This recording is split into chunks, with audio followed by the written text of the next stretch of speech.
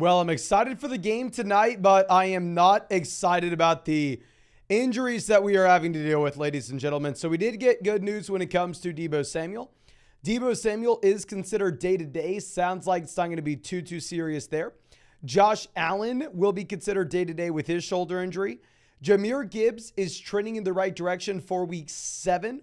While at the same time, quote-unquote, David Montgomery will miss a little bit of time with the cartilage injury. Don't know exactly what that means, but with that being said, I mean, if we have Gibbs good to go and you have no David Montgomery, I mean, inherently, Jahmyr Gibbs will at least be somewhat interesting at the minimum. Now, Ryan Tannehill dealing with an ankle injury, quote-unquote, similar to last year, will continue to be evaluated. I mean, I would assume you're not rushing an injured Ryan Tannehill back based off of how he's looked so far this season. Jamal Williams is actually listed as a limited participant in practice. I don't know when Jamal should be eligible to come off the IR. I think we've had 3 weeks of Alvin Kamara at this point. Maybe Jamal's been on the IR for 4 weeks.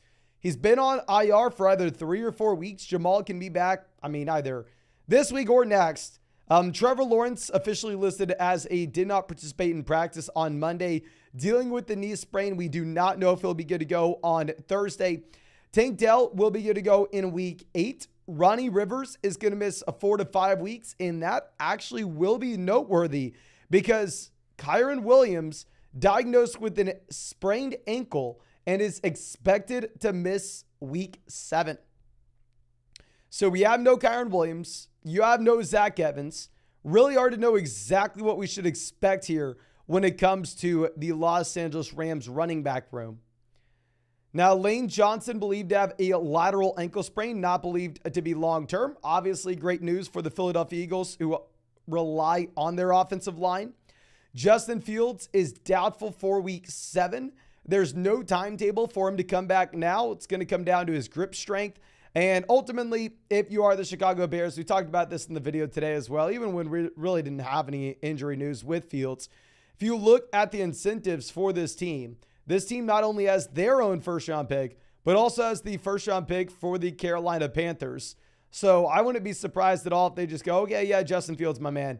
Don't come back. Like, let's go through and let's tank and let's get the highest picks that we can this next year. And let's really hit the reset button on this franchise. Jimmy G is uncertain for week 7. Not going to be surprised at all if he does miss. Pat Frymuth will be playing week 7, or at least he is expected to. And then outside of that, Aaron Jones back at practice. We are expecting Aaron Jones to be good to go. Joshua Palmer should be good to go for tonight. Austin Eckler should be good to go for tonight as well. So I think that's almost everything when it comes to injuries. Please let me know. And CB says, yo, code flock isn't working for me. Just letting you know. Please let me know if anybody else has had this issue. I mean, I would assume that if this was an issue for anybody else, I mean, this would be flooding the live stream, flooding my comments, flooding the messages I get on Twitter and Instagram. Haven't heard anything about this, my friend. I'd reach out to Underdog and see what's going up. Maybe it's just a user error. That's what I'm going to assume it is. And yeah, of course, if y'all have not done so already, now is by far and away the best time to go hop on Underdog. Use code FLOCK because you'll get a 100% deposit match on Underdog Fantasy. And on top of that, ladies and gentlemen, for tonight, a Justin Herbert special pick'em, more than less than half a total yard against the Dallas Cowboys.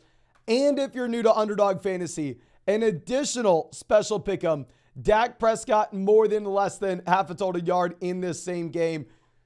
Underdog hooked us up for our birthday. Make sure you are taking advantage. And if you missed the deadline for the game, then instead you'll be getting a different special pick'em on Thursday. But let's go through and let's start answering some questions. Connor coming out saying, trade Kelsey or Madre Lamb for Henry, Diggs, and Waller. Kelsey to Diggs, give me, honestly, probably Diggs. Ramadre versus Derrick Henry, give me Ramadre. Lamb to Waller, it's going to give me Lamb easily.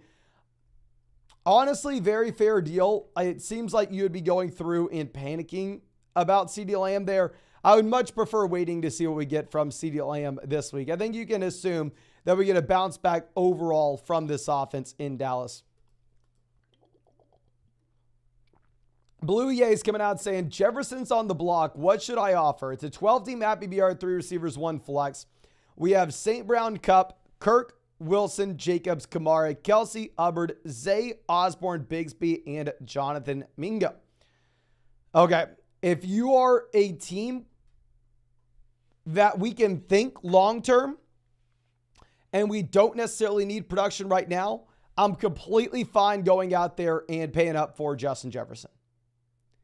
Now, at the same time, if you are a team where you are maybe 2-4, saying, Mason, I need production right now, then we really have no business in sending offers for Justin Jefferson, and we should prioritize trying to win at this point.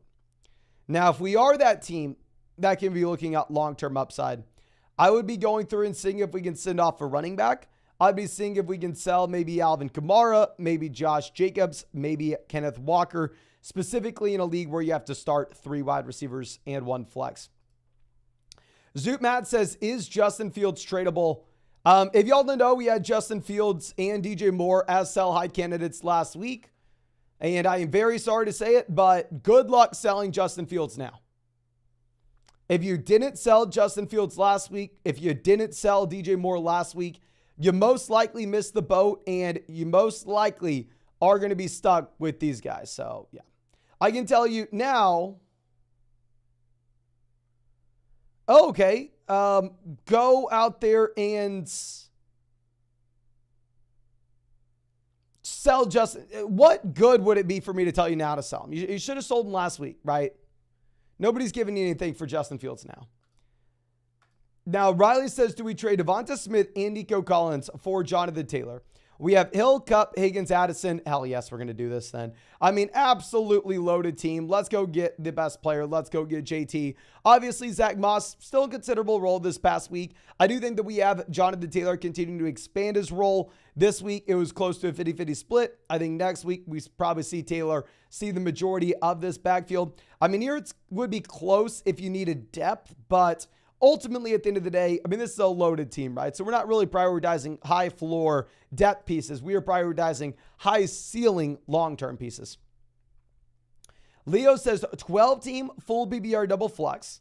We have Goff, Bijan, Saquon, JT, Brees, Diggs, Higgins, Tank Dell, Dobbs. 3-3. Should I panic on Higgins? And what moves should I make?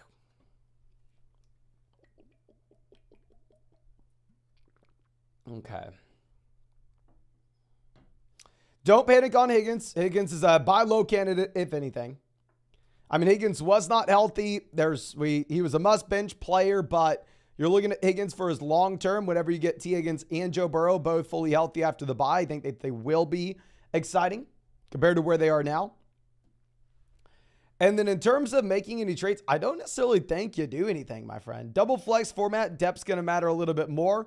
So I kind of want to be holding on to these guys. We have a ton of running backs that we are excited about. Obviously, it's going to be a little bit painful at wide receiver 2 this week. I think more so you're just going to be playing the waiver wire, going out there and picking up a gross option, picking someone up like Kendrick Bourne, and just figuring it out. Okay. Josh says 10-team BBR, about to be 4-2. The receivers are Olave, Ridley, Smith, Wilson, Watson. Want to pair one with Ramondre for a trade. Who should we go for? We need a running back. Okay. We can try to sell Ramondre. We can try. But similar to what we were saying with Justin Fields earlier this live stream, like, you probably missed the boat. It's probably not happening. If you wanted to pair up someone with Ramondre, it would have to be a wide receiver that people are excited to trade for right now. So you can't be approaching people going, hey, I'll give you Ramondre Stevenson, Christian Watson. No, you're not even going to get a response. If you wanted to go see if we can send like Ramondre Stevenson and Garrett Wilson and go and get to the Travis Etienne range, you could try to make that swing if you wanted. You can try. Now, Timothy says 12-team full BBR single flex. I'm 6-0, need to make any changes or just sit and enjoy the ride. We have Allen, Hill, Thielen, Kamara, Barkley, Ingram, Olave. And the bench is McLaurin, Warren, Jamison, Spears, and Jeff Wilson Jr.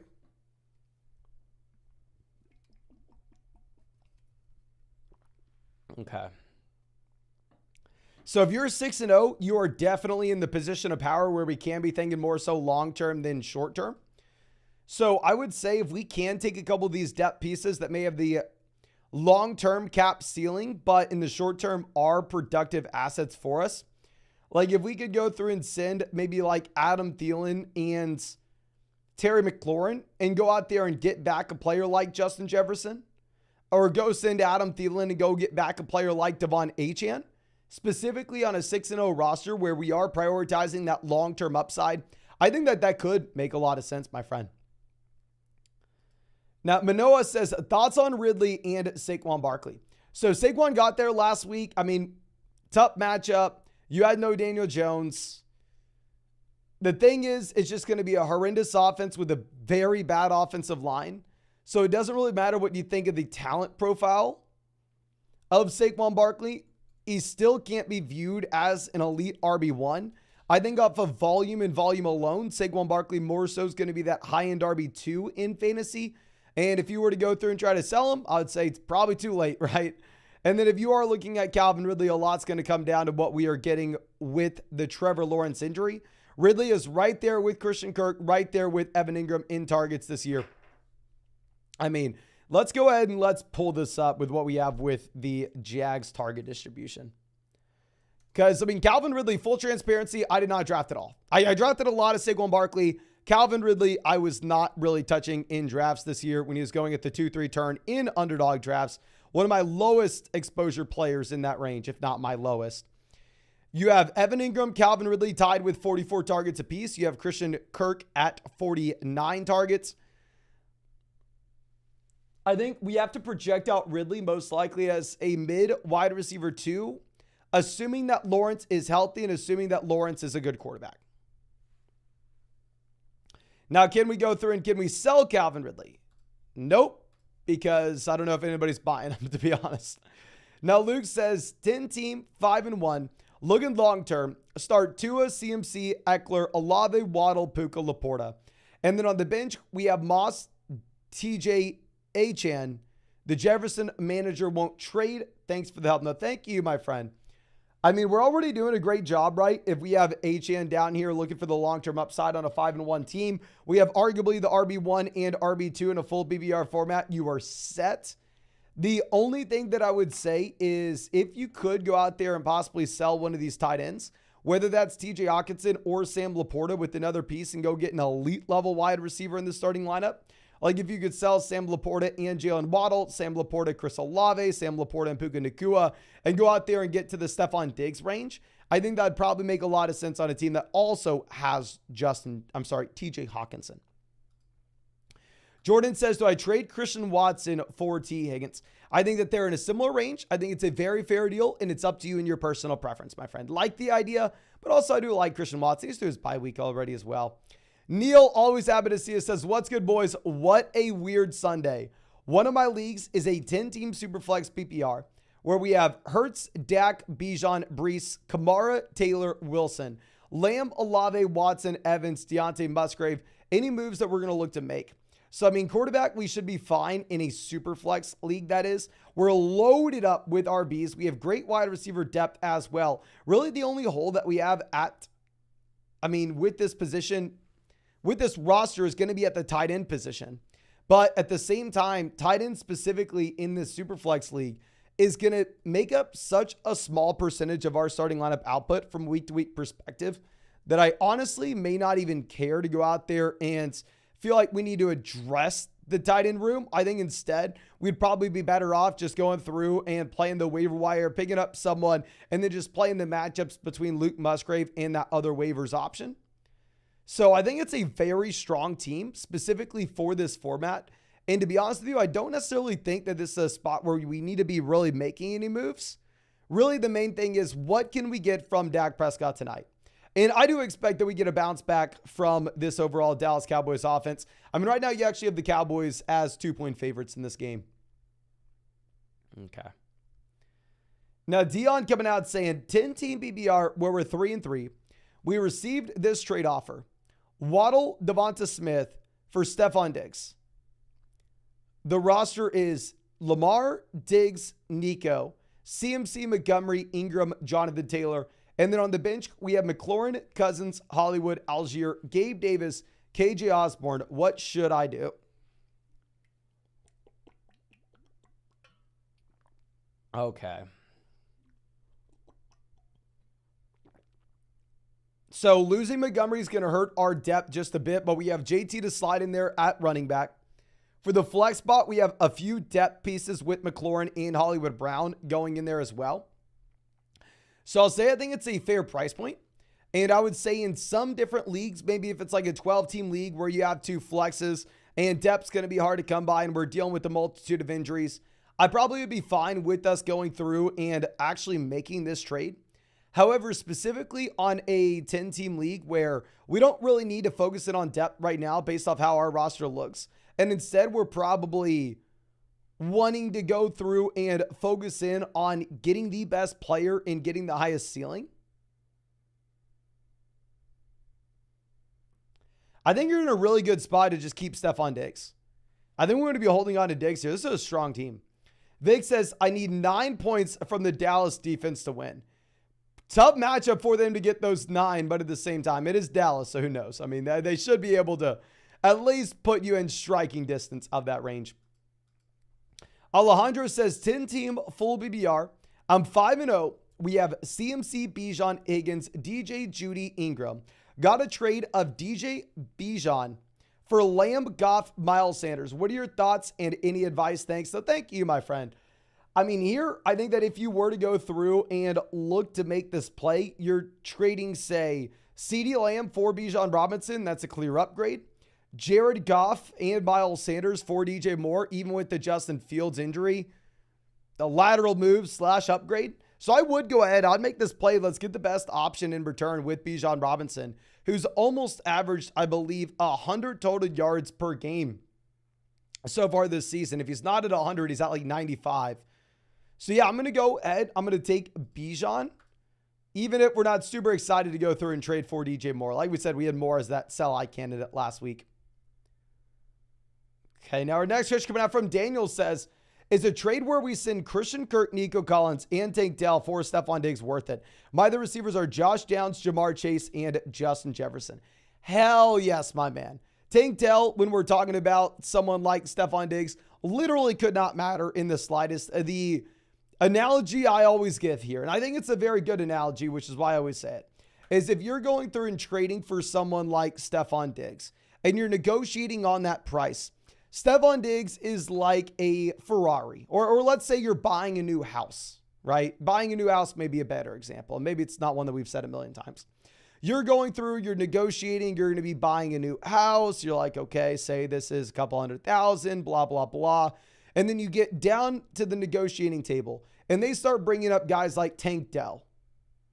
When we're talking about a top 5 asset in fantasy football, the equivalence in weighted value there is like if you sit down on the negotiating table and you're trying to put in an offer for the house and they go, well, what if we leave the candle that's burning in the kitchen in there for you? We'll give you that nice Yankee candle.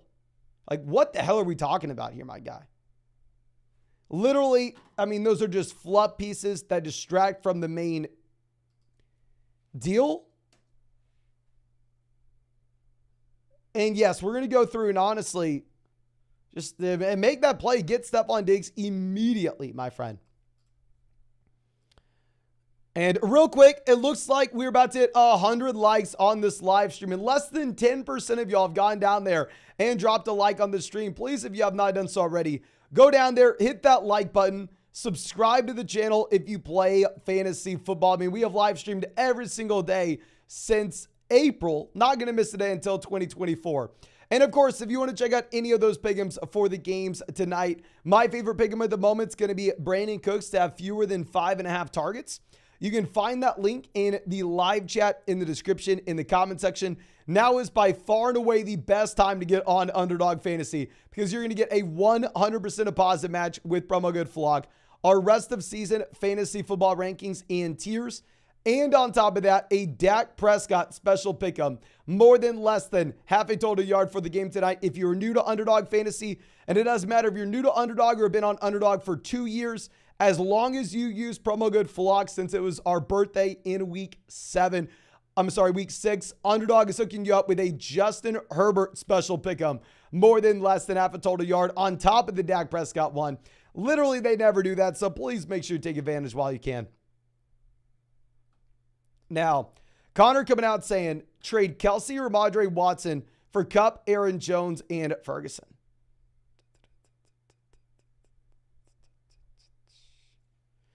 Kelsey to Kupp, up to you. Ramondre to Aaron Jones, give me Aaron Jones. Watson to Ferguson, give me Watson. I think it is a very fair deal, and it is going to be up to your roster and league settings. If it's a league where you only start, say, 2 wide receivers, 1 flex, maybe I actually keep the best player there. Maybe I keep the tight end in Travis Kelce. Whereas if you start multiple flexes or maybe 3 wide receivers, then we go Cooper Kupp. Now, 6B Mud says, where would you rank Adam Thielen and who to trade for? I hate to say it, the guy that we always mention just as a baseline, I would still sell Adam Thielen for Chris Olave. Adam Thielen has been the wide receiver 6 so far from a points per game perspective. Adam Thielen has been absolutely crushing it. Now, where would I rank him rest of season? I think we would be looking at Adam Thielen more so as that high-end wide receiver 2. He's been very good. I don't know if we can expect him to be this good going forward, though. Now, Alex says 3-3, 10-team at BBR, where we have Tua, Eckler, Kyron, Pierce, A.J. Brown, Wilson, Lockett, London, Laporta, Deontay, and a kicker. What moves to make for a running back or a wide receiver? So, obviously, it's going to be tough with our depth now that we have no Kyron Williams for this week. Doesn't sound like it's going to be a super long-term injury. We have A.J. Brown, Wilson, Lockett, London at wide receiver. If you wanted to go out there and try to trade for a depth piece running back, if you could send maybe like Drake London, someone coming off a monstrous week where Desmond Ridder had like 50 passing attempts, and in return get back a player like James Cook, right? That just has a role. Not super exciting. I know a lot of people are worried about him, but still, I think that could be an interesting move on a team that has the Zach Moss injury. Now, Cleary says Addison and Myers for Jefferson in a PPR single flex, 4 wins, 2 losses. If you're 4-2, single flex format, yeah, let's go get Justin Jefferson there relatively easily, my friend. I really like that.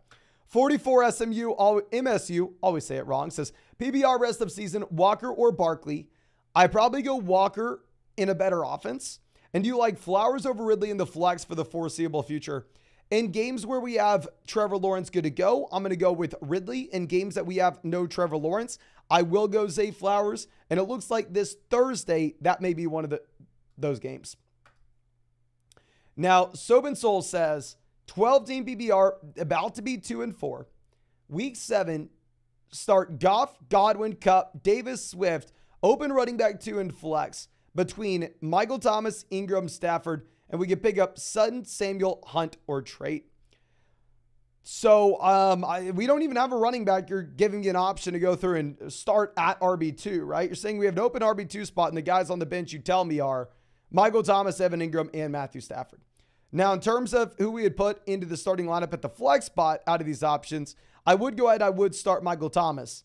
Now, I don't know I just don't know what the entire roster looks like. So if we were looking at picking up Kareem Hunt's, coming from someone who has a lot of Kareem Hunt in Underdog best ball drafts, I would love to come out here and say, oh yeah, Kareem Hunt's definitely viable. Kareem Hunt's going to be great going forward.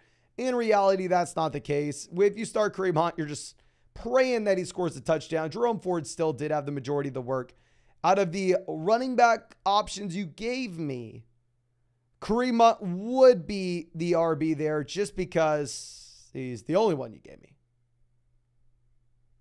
Okay. Now, our next question coming out from, I believe, Jonathan says, was offered Hurts, Jefferson, Achane for Lamb and Purdy. I'm 2-4 in a 10-team PBR format with Breece, Etienne, A.J. Brown, Puka, Addison, Goddard, and Gibbs. What are your thoughts? 2-4, we need points now. Lamb versus Jefferson, give me Lamb. If you're adding on Jalen Hurts and Brock Purdy, though, I think that the Jalen Hurts, Justin Jefferson side just has way too much value. And the team is strong, even if we are 2-4. It looks like we can field a starting lineup for the time being. So even though I'm not really telling people to go through and trade for Justin Jefferson or Devon Achane on a team that's 2-4 and needs points right now, that's not typically where we are going. Specifically on that roster, I think you can get away with it.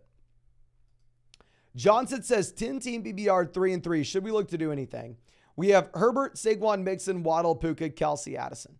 Very difficult to know without seeing the bench and the exact roster construction. In terms of, are there any sell-high candidates here? Are there any players that people would be pumped to trade for that we can go and sell at a fine price point? Not really, right? Like I would tell you, okay, let's sell Puka if it was 3 weeks ago and you asked before Cup return, but now you're not going to be able to get enough for Puka. So honestly, nope. I mean, based off what we have in the starting lineup, probably don't do anything. Obviously, if you could still pivot off Saquon for someone like ETN, we would. I just don't know if it's possible. I'm pretty much certain it's not possible anymore. Braxton says 10-team PPR 1-5. We have Burrow, Kirk, Bijan, Kyron, Pacheco, Adams, Olave, Amari, Pittman, Addison, Flowers, Jacoby, Waller. What do we do?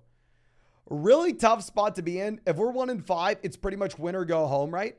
So what I'd be looking to do is essentially take some of this long-term value that's going to continue to expand their respective roles. So if we have, say, Adams, Olave, Amari, Pittman, Addison, Flowers, Jacoby, we have 7 valuable wide receivers here.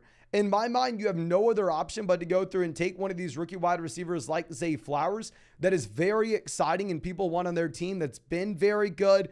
And hell, he's a rookie. He's probably going to continue to get better. But that's how we are going to get some production right now for him. That's how we're going to get some value. If we can go through and take a player like Zay Flowers and maybe send him with Kyron Williams, a running back that's going to be missing this week at the minimum, and go get a running back that's going to be able to help us out right now on a team where we have 7 viable receiving options, I think we have to do it. Now, CJ says 2-4 after week 6. It's an 8-team league where we have Hurts, Mostert, Etienne, Lamb, Addison, Hawkins, and Saquon. So it's an 8-team league where we only have 1 flex. So here, the elite level tight end matters a ton. The elite level quarterback matters a ton. And on top of this,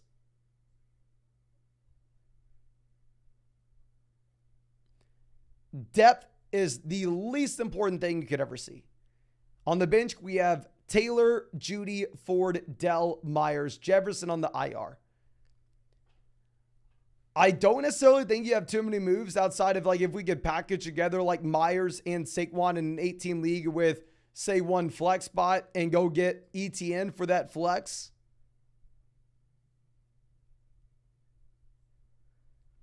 I think that would make a lot of sense.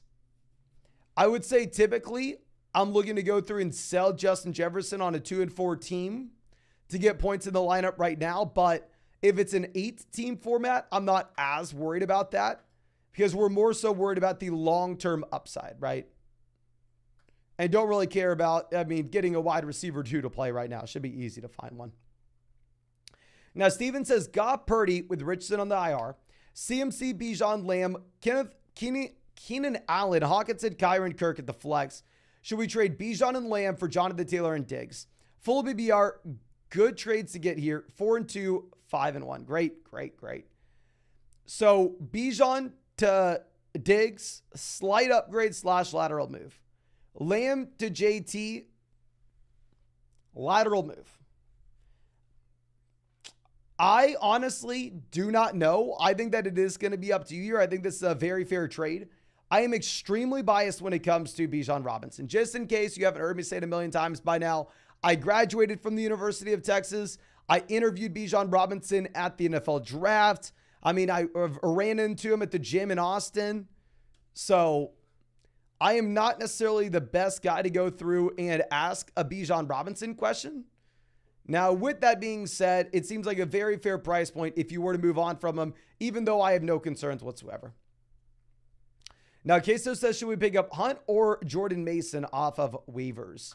It's going to depend on the CMC injury news, but I would say Jordan Mason if CMC is going to miss any time.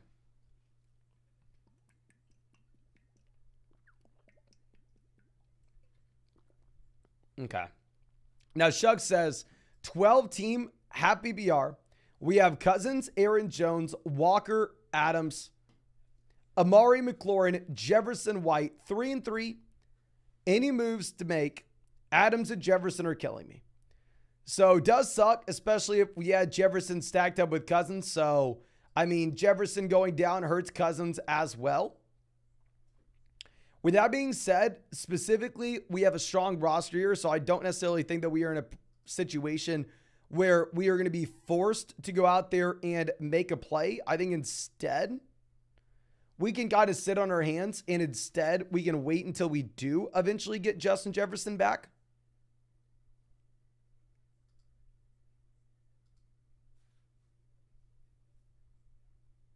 So I think that you're kind of entering in just scrap mode, right? You got to go through and you got to fight from a week to week perspective. You just got to stay alive. If we can stay alive until we get Jefferson back and get that bump up with Cousins at the same time, I think you'll be in a very comfortable position. Okay. Now, SZ coming out saying Lamar, Bijan, Lamb, Ridley, Laporta, Thomas, Downs, Palmer, Jameson, 4-2 in a 14-team league. How can we take the next step? So don't have a ton of depth here, right? I mean, we're not really too comfortable with any of our RB2s. Wide receiver 2 may be a little bit questionable with the Trevor Lawrence injury. I think it would make a lot of sense on a team where we had depth to go out there and mortgage it for that long-term upside. Someone like Justin Jefferson. Specifically with this roster, however, I don't necessarily know if that would actually be something that we could afford. So instead, I think that we would be in a better spot to just kind of sit on our hands and, similar to that last team, go through and just try to scrap it out and try to stay alive until we get some of these guys back, until we get Lawrence back for Calvin Ridley, until we get Miles Sanders back in at RB2. Definitely want to go look at some of those running backs that we were talking about off of waivers. And on top of that, at the same time, I would say that if we could send Jameson in another piece, say like Jameson and Michael Thomas to go get a wide receiver upgrade for that flex spot, I think that'd be very interesting. I know Jameson scored the long touchdown, looks great on ESPN, right? But ultimately, this is going to be a wide receiver that's the field stretching option, not necessarily commanding a ton of volume, and instead just improving the overall Denver Broncos. Sorry, I was reading another chat. The Detroit Lions offense, my friend. Now, Broncos coming out saying, should I trade Jamar for Swift and Puka? It's a 10-team BBR league where we have Tua, Hull, Brian Robinson, Adrian Brown, Chase, Laporta, Debo, Gabe Davis.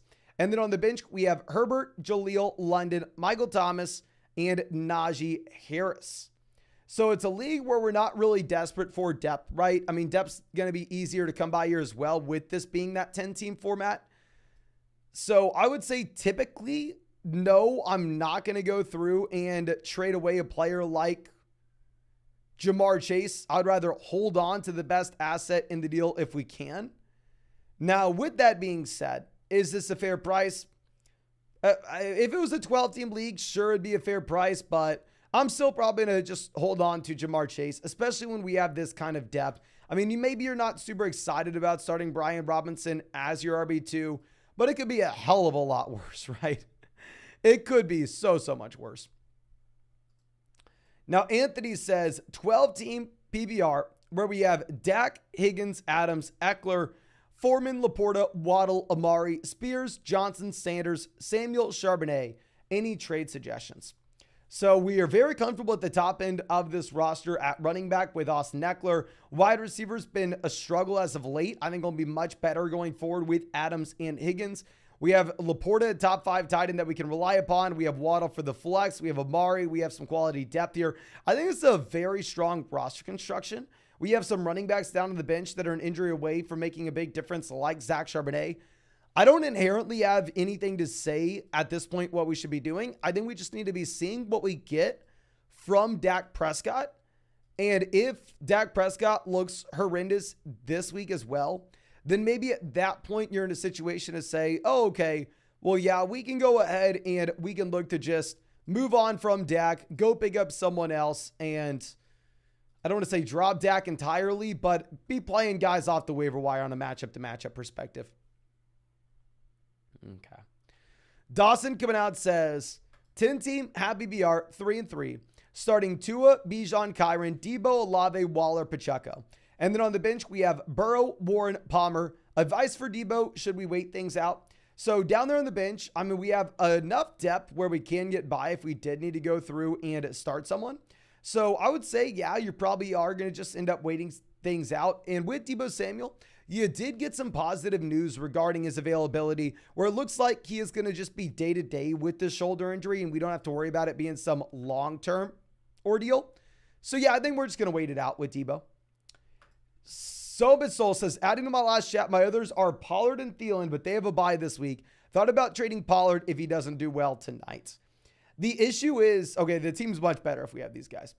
So the issue is if you are looking at Tony Pollard and selling him, what we have seen since the 49ers game is just an overall tank in trade value for both Pollard as well as CeeDee Lamb. And maybe make the argument, Mason, it's justified. Mason, it's not, blah, blah, blah. You can go back and forth. All I know is the value has for sure tanked. So if you were to sell Tony Pollard, someone I did not draft much of, I wish I did, full transparency, I was drafting Saquon Barkley over Tony Pollard. I would much prefer Tony Pollard at this point. I mean, you are going to be selling him at a discount, and if he doesn't do well tonight, it's another Monday night game. So if you're going to be selling him low after a disappointing Sunday night performance and a disappointing Monday night performance, you will be selling for pennies on the dollar. I mean, every single person that plays fantasy football will be watching this game tonight. Anthony says, Kelsey, Brian Robinson, DJ Moore, Dak. For Jefferson, Josh Allen, Waller, DeMarcado. DeMarcado's not worth the roster spot. Cut him. We have Taylor Mostert, Amon-Ra, Jamar Chase. Kelsey to Justin Jefferson. Probably give me Travis Kelsey. Brian Robinson to Josh Allen. Or let's go say Dak and DJ Moore versus Josh Allen. Give me Josh Allen, Brian Robinson, and Waller. Up to you. I think it's a fair deal, and it is going to be up to you. If you're like 4-2, 5-1, 6-0. I wouldn't mind at all if you wanted to go take that long-term approach and trade for Jefferson, as long as you understand that you are the one that's taking on the risk there when we make that deal. But real quick, we are 2 likes away from hitting 200 likes on this live stream. If you have not done so already, please go down there, drop a like on this stream, ladies and gentlemen. Subscribe to the channel if you play fantasy football. I mean, we have live stream for 171 days in a row, and we are in a live stream every single day until 2024. And of course, if you wanted to check out any of those pick'ems over on Underdog Fantasy, you can find that link in the live chat, in the description, in the comment section. Promo code FLOCK, 100% deposit match, plus our rest of season fantasy football rankings and tiers. And now is by far and away the best time to get on Underdog Fantasy, because if you are new, you're going to be getting a Dak Prescott special pick'em for tonight, more than less than half a total yard. And on top of that, since it was our birthday this week, Underdog hooked y'all up with a Justin Herbert special pick'em, more than less than half a total yard, only for the people who use promo code FLOCK. So get both of those for the game tonight. Underdog literally never does that. Please make sure you take advantage. Super happy we were able to get it for y'all. Now, Ben says, about to go 3-3 in a 12-team PPR format where we have Fields, Eckler, Aaron Jones, Kupp, Ridley, Olave, Laporta after trading off Jefferson in week 4. Should we hold and hope that potential is reached? I would say yes. The main issue that you're going to have out of these starters, obviously, is the Fields injury. Justin Fields will not be playing. And also Calvin Ridley, if we're going to have to monitor what we have with Trevor Lawrence, obviously go hit the waiver wire and go pick up a quarterback that you would feel comfortable about this week. But you don't have too many other options here. Okay. Maxo Cream coming out saying 12-team PPR league, about to be 4-2. The roster is Herbert, Dak, JT Walker, Charbonnet, Herbert, Hollywood, Chase, AJ Brown, Elijah Moore, Olave, Judy. We're really mixing up these names here, my man. Laporta, Goddard, Lions, and Steelers. Any moves? Great team. I would say the only issue that I have with this roster is us going through and rostering 2 defenses, 2 tight ends, 2 quarterbacks, and then only 4 RBs. I definitely think that I would want to roster more running backs than this if our only viable RBs at the moment are Jonathan Taylor and Kenneth Walker. So if we could go through and maybe move on from one of the defenses, maybe trade Dallas Goedert and just go get a running back like Brian Robinson when we have Sam Laporta. Those would be moves that I'm looking to make just to change the construction a bit. But in terms of the players on the team, I really do like it. And thank you for being a long-time member of the flock. And King Riker coming out saying, we have Allen, Hall, Swift, Chase, Kirk, Laporta, Taylor, White, London, Algier, Ford, Jamal, or Jameson, or Javante, don't know. Michael Wilson, Baker, White, Taylor. 1 and 5. Should we make any trades? It's a 12-team PPR format.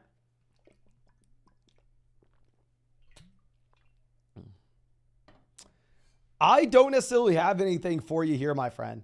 The only thing that I would say is down at the bottom end of the roster, I would like to pick up some premium handcuff running backs, guys like Tajee Spears. If you were to see an injury to a running back in front of them, then at that point, maybe they are really exciting. Whereas we have like Michael Wilson, Baker Mayfield. I don't know if these guys really ever make a difference for us with how our roster is set up, because I do really like who we have in the starting lineup. And at the same time, we do have a considerable amount of depth as well.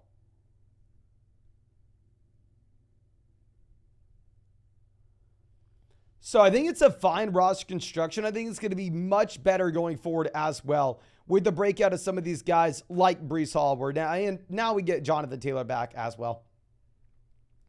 Rusty, happy to see us, says, hey Mason, 12-team ABBR, single flex 2 and 3. We have Josh Allen, Kyler Murray, Pittman, Wilson, Watson, Reynolds, Quinton, Deontay Bijan, Eckler, Ford, Gibbs, Pierce, Komet, Logan Thomas. What to package for a tight end wide receiver upgrade or any moves at all? Thank you. No, thank you. I mean, I think we are in a very comfortable position, right? Especially as we have Jahmyr Gibbs possibly coming back with no David Montgomery in this offense. So we have a viable RB3 here. The issue is you're not going to get anything for him. I don't know if you're going to get anything for Jerome Ford.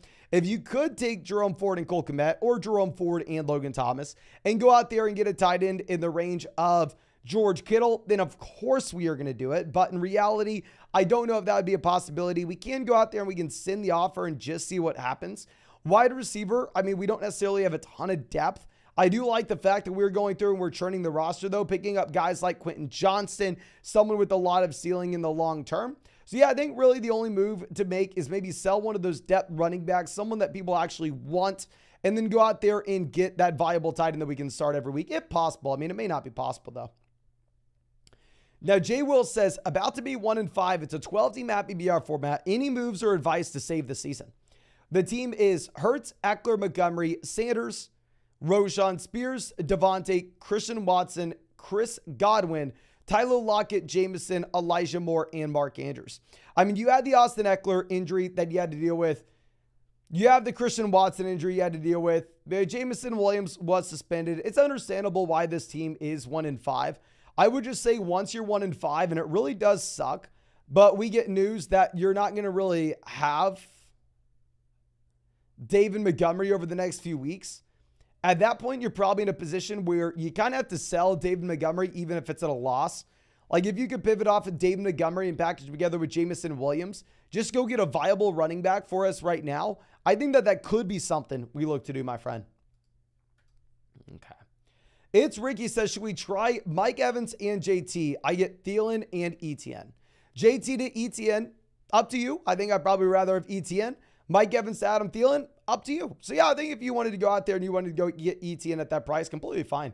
Llama Guy says, should we trade Kyron in a third for London, Dell, and Burks? If it is a dynasty format, yes, I would rather have the London, Dell, and Burks side, which I'm assuming it's a dynasty league if you're asking about trading picks. You shouldn't be able to trade picks in your regular redraft format, my friend. Okay. Now, Fubo coming out saying 16-team PBR, single flex 2 and 4. We have Herbert, Pacheco, Jeb Wilson, Smith, Addison, Michael Wilson, Algier. On the IR, we have Connor, HN. Any suggestions? Got offered Lawrence, Ramondre, Pittman, London. For Herbert, Pacheco, Devonta Smith, and Deonta Foreman, should we go for it? Herbert to Lawrence, downgrade. I mean, I don't know if we have another quarterback that would be a viable start, but it looks like Lawrence may be missing this week, maybe 2. Going from Pacheco to Ramondre, probably want Pacheco at this point.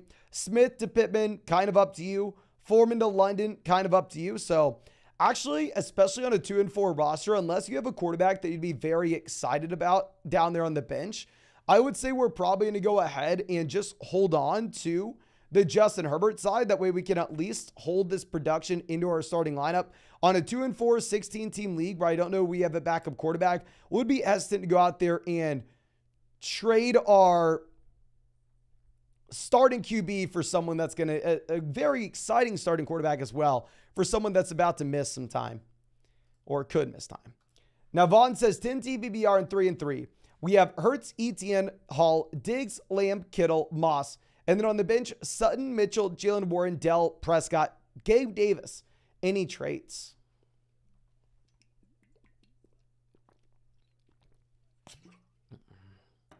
If we could send Gabe Davis, Zach Moss, and go get a stud running back or wide receiver for the flex spot, I would really like that.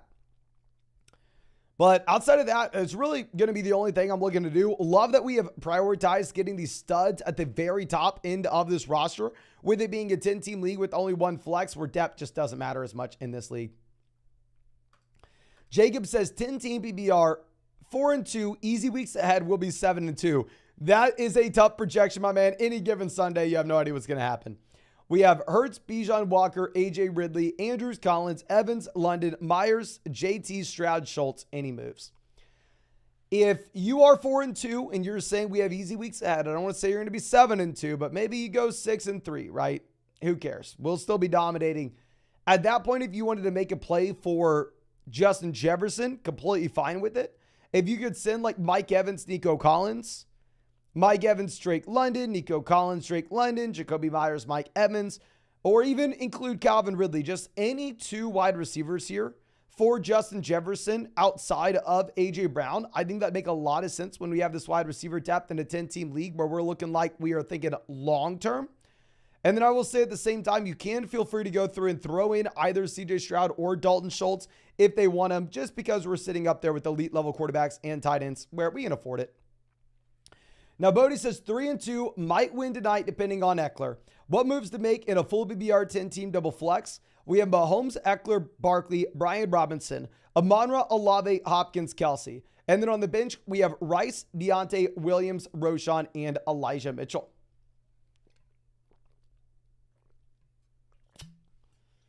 Okay. 3-2 despite having to deal with the Eckler and Barkley injuries and the Amon-Ra St. Brown injury. You are in a great spot. Last week, we were saying to go through and sell Hopkins, but honestly, we can't do it now. And honestly, I think we keep this team exactly how you have it. The only thing is I'd be sliding Deontay Johnson into that starting lineup over DeAndre Hopkins going forward. But yeah, great team, my friend. Really impressive to be 3-2 dealing with those injuries. Now, Logan says full BBR, Kamara and Godwin, or Adams and Andrews. Give me Adams over Kamara and give me Andrews over Godwin. We're going to go Adams and Andrews, even if Adams has been disappointing. Ryan says 2-4, 10-team BBR, need to make a move. We have Tua, CMC, Bijan, Smith, Nico, Godwin, Hawkinson. And then on the bench, we have Achane, Gibbs, Ridley, might sell CMC for an elite level wide receiver.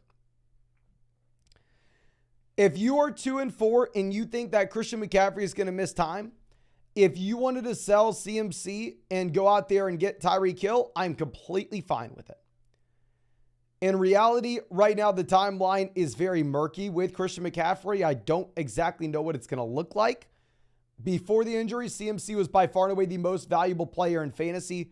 So I'm very hesitant to tell you to go out there and sell him. But obviously, if you think he's going to miss time and you could go get someone like Tyreek Hill, I would not fault you at all for it. Okay. Peter says, Dynasty League, we have Hurts, Kupp, Adams, Diggs, Kirk, Amari, Swift, Moss. Any ideas to improve? Looking at Pacheco and Jameson for a future first. I'd rather have the first, probably. Peter, can you please let me know in the live chat right now? Don't feel like you have to donate to let me know this. Just please let me know your record. Because obviously in Dynasty, I mean, your record's going to dictate everything. If you're telling me that we are sitting here and we are 1-5, I'm like, okay, let's burn this bad boy to the ground. Whereas if we're sitting here, we're 5-1, then I'm like, okay, I'm much more willing to go out there and sell that first round pick and go get someone that's going to make a difference right now. Now, do I think Isaiah Pacheco and Jamison Williams make a difference on this team? No, I don't. So you said you should be 4-2 this week. So my thing is, if you are selling your future first, I'm completely fine with it. But with contending teams selling their future first, you have to ask yourself, do the players I'm getting move the needle for me? And truly, my friend, do you think Isaiah Pacheco or Jamison Williams would be the reason why you go from not winning to winning this year with this team? I don't think so. If you are going to sell a first-round pick in Dynasty, you're going to wait until you have a couple of those teams that thought that they were going to be contending, realizing that, oh crap, I actually have to rebuild, and we can pick up some productive veterans at a discount. I would much prefer on a contending team to go sell our first round pick and get back Austin Eckler than sell our first round pick and get back Isaiah Pacheco and Jamison Williams. Because if those players were the difference between us winning and losing this year, I don't know if we were true contenders. Kojin says, should we trade Adams? What's the lowest acceptable? So let me go ahead, pull this up for you, my friend. Thank you, of course, for always being out here with us. Let's pull up flogfantasy.com, and I want to give you a sense of where I'll probably be moving him in our rest of season rankings. Just give me 1 second to pull up flogfantasy.com. And as I do, if you have not done so already, go down there, drop a like on this live stream, ladies and gentlemen. Subscribe to the channel if you play fantasy football. And of course, if you wanted to check out any of these pick'ems over on Underdog Fantasy, you can find that link in the live chat, in the description, in the comment section.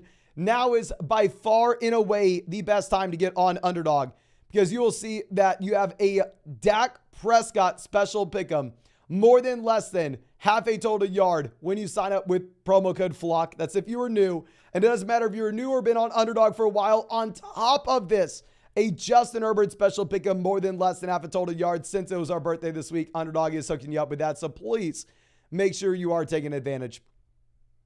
But god dang, we just added pictures to the player rankings on flogfantasy.com. Looks so much better.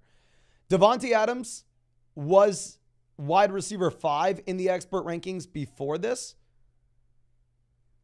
I think you have to move him behind Keenan. You have to move him behind A.J. Brown. You have to move him behind Cooper Kupp. I think you have to move him behind Amon-Ra St. Brown. I think you're going to be looking at Devontae Adams in the CeeDee Lamb, Chris Olave, Calvin Ridley, Justin Jefferson range.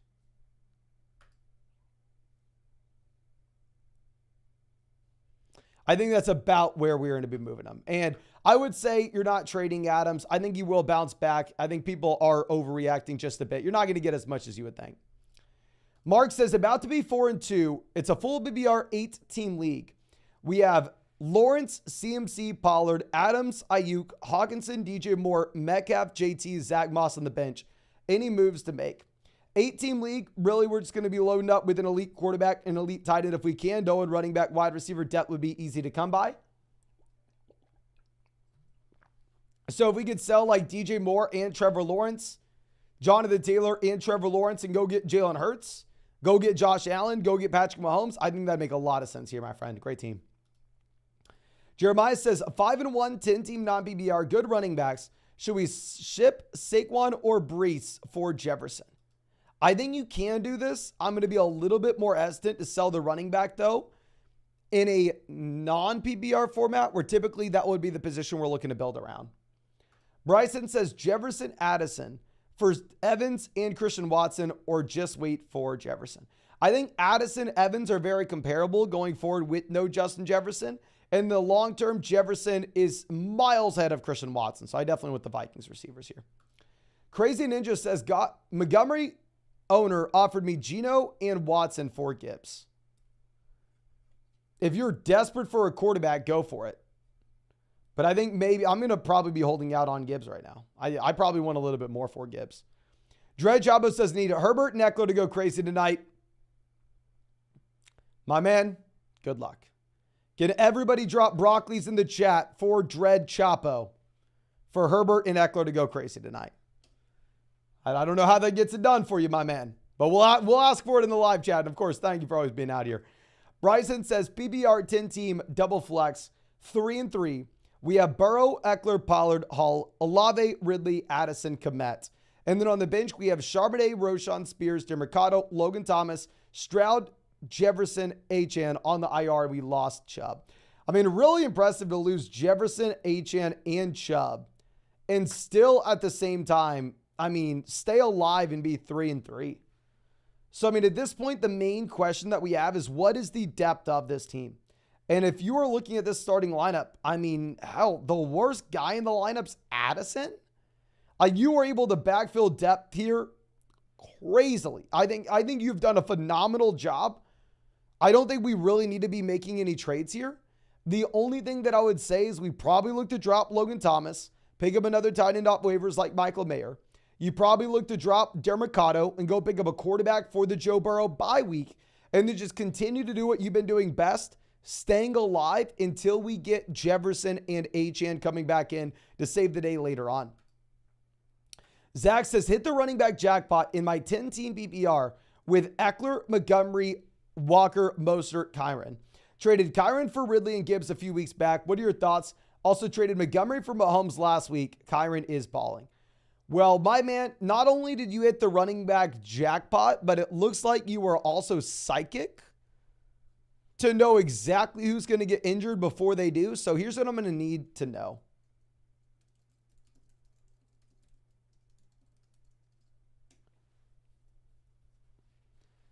Who's getting injured in week 7? You sold Kyron Williams right before he went down. You sold Montgomery right before he went down. Who's going down in week 7? Let me know. Who are you selling right now?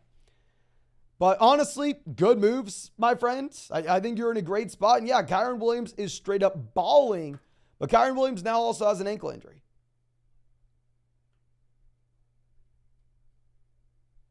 It is interesting. Jacob says 12-team PPR is 6-point passing touchdown.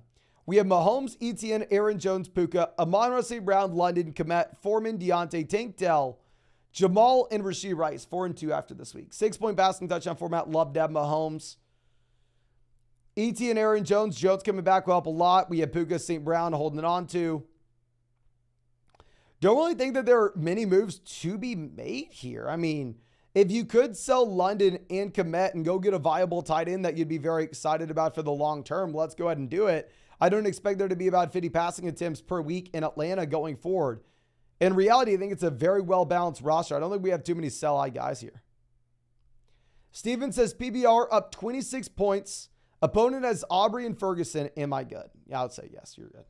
You're good. I mean, good luck, my friend. If you're not good, I mean, I know we've had some kickers go nuclear this week.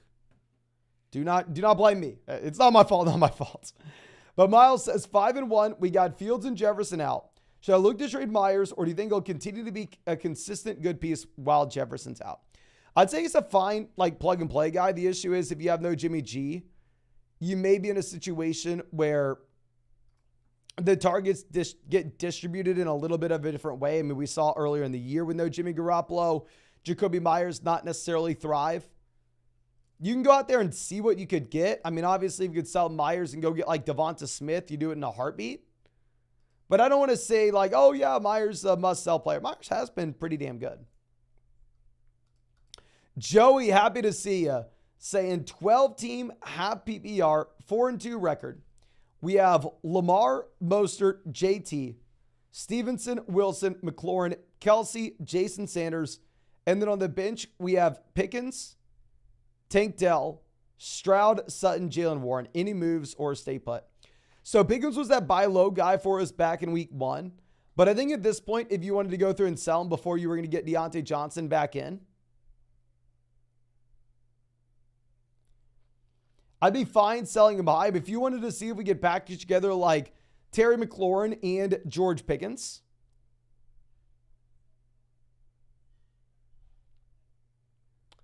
and go get a stud wide receiver up in the range of Chris Olave, I think that would be very interesting. It's by no means a move that we have to make, though. It's because it's not like we're overloaded on depth here.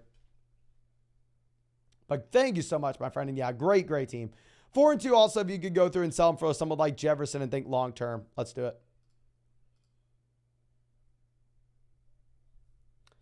Now, Buki says 5-1, 10-team BBR, 2 running backs, 2 flex. We have Lamar, Kyron, Aaron Jones, Diggs, St. Brown, Pittman, Puka, and then on the bench, Stroud, Dell, Jameson, Michael Thomas, Chuba, and Achane. Any moves?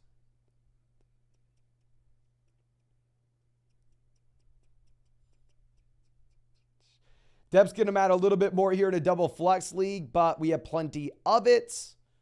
I don't really have anything. I think it's a very well-balanced roster. Jameson Williams would potentially be someone that I'm going to look to sell high. And that with Jameson, I actually drafted him in a ton of best ball spots, but still stand by the fact that I think that he'll be extremely volatile in a week-to-week perspective. You're banking on a long receiving touchdown if you start Jameson Williams, which would be very difficult to project out when that's ever going to happen. He's really going to help out Amon-Ra St. Brown, Sam Laporta, in creating space underneath for these other guys. However, at the same time, I don't necessarily think that you're in a spot where we can say, okay, Jameson's going to be able to command a ton of volume in his own right. Jacob says, trade my Ford and Spears for Aaron Jones. Yeah, we would go get Aaron Jones at that price point, my friend. We would get Aaron Jones there. Okay. Now, Keji says, need Eckler to outscore Herbert and Dallas by 3. Probably not. I mean, good luck. Hopefully a full BBR format, but if I was a betting man, I would go with Justin Herbert and the Dallas defense plus 3 points. I think that's honestly probably an easy spot to take as well. Now, Gingerbread coming out saying, traded a lot, but I'm afraid my bench depth. 12 team, have BBR double flex, so depth actually will matter a bit here, especially as we get to the bye weeks. We have Goff, Chase, Adams, Jacobs, Saquon, Logan Thomas, Derrick Henry, Joshua Palmer. The bench is Stroud, Boyd, A.J. Dillon, Zach, Claypool, and Jamal.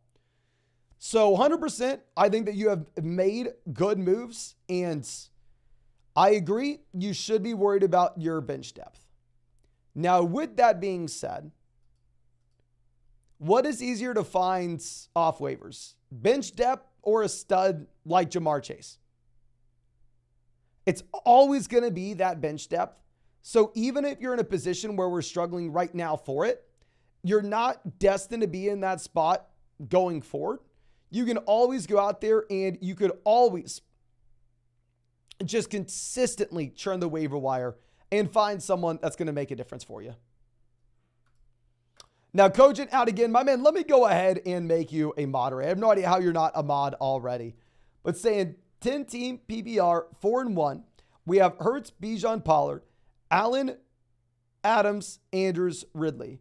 And then on the bench, we have Watson, Spears, Pitts, Roshan, London. We'll probably be 4-2 if Pollard and Allen don't go off for 60.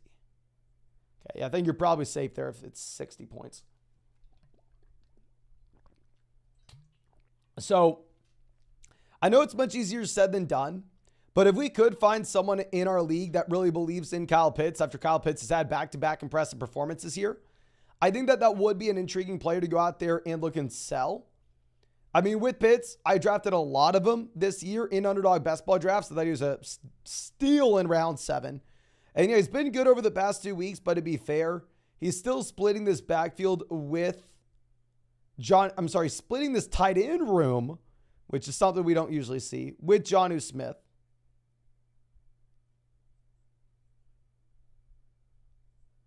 So yeah, if we have Andrews, we're still starting Andrews every single week regardless. If you could sell Pitts and Ridley with the Lawrence injury and maybe go get to like Devontae Adams, or maybe go get to like CeeDee Lamb, I wouldn't fault you at all for that, my friend. Now, Chris coming out saying 12-team double flex PPR, 4-2, hoping to make a trade. We have Mahomes, Bijan, Kyron, Sanders, Chase, Watson, Flowers, Deontay, Jameson, Schultz. Any ideas? 4-2, thinking a little more long-term. Depth's going to matter in a double flex 12-team league. We're getting Deontay back in. I would stand by what we were saying previously to sell Jameson, but if we were going to sell Jameson in this instance, I think if we can just go get a running back that'd be viable in the short term, that would be nice. I know we don't necessarily need to focus in on short-term here considering the fact this team's 4-2. But if you could just go get someone that's not super exciting but does have a guaranteed workload, just go get a player like Brian Robinson. I think that'd make a lot of sense, specifically with the Kyron Williams injury. As we not only have Kyron Williams injured, but at the same time dealing with the Miles Sanders injury. Could put us in a very difficult spot where we do have the wide receiver depth that we like. Tom says Walker and Christian Kirk for A.J. Brown in a happy BR format. We have JT and Bijan Robinson. If it is going to be like a 2 wide receiver, 1 flex league where the depth doesn't really matter that much, I would be fine with you going ahead and making this play.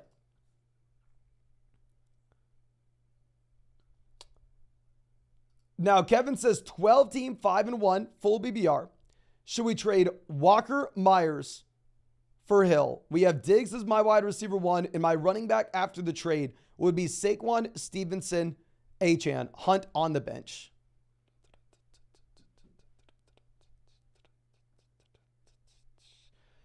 Hell yes, we go ahead and we make this play. If it's Walker and Myers for Tyreek Hill, we do it. Here, this is very similar to that other trade that we were looking at, Kenneth Walker and Christian Kirk for A.J. Brown. The difference is, obviously, Tyreek is more appealing than A.J. Brown, even though A.J. Brown's been absolutely crushing. Okay.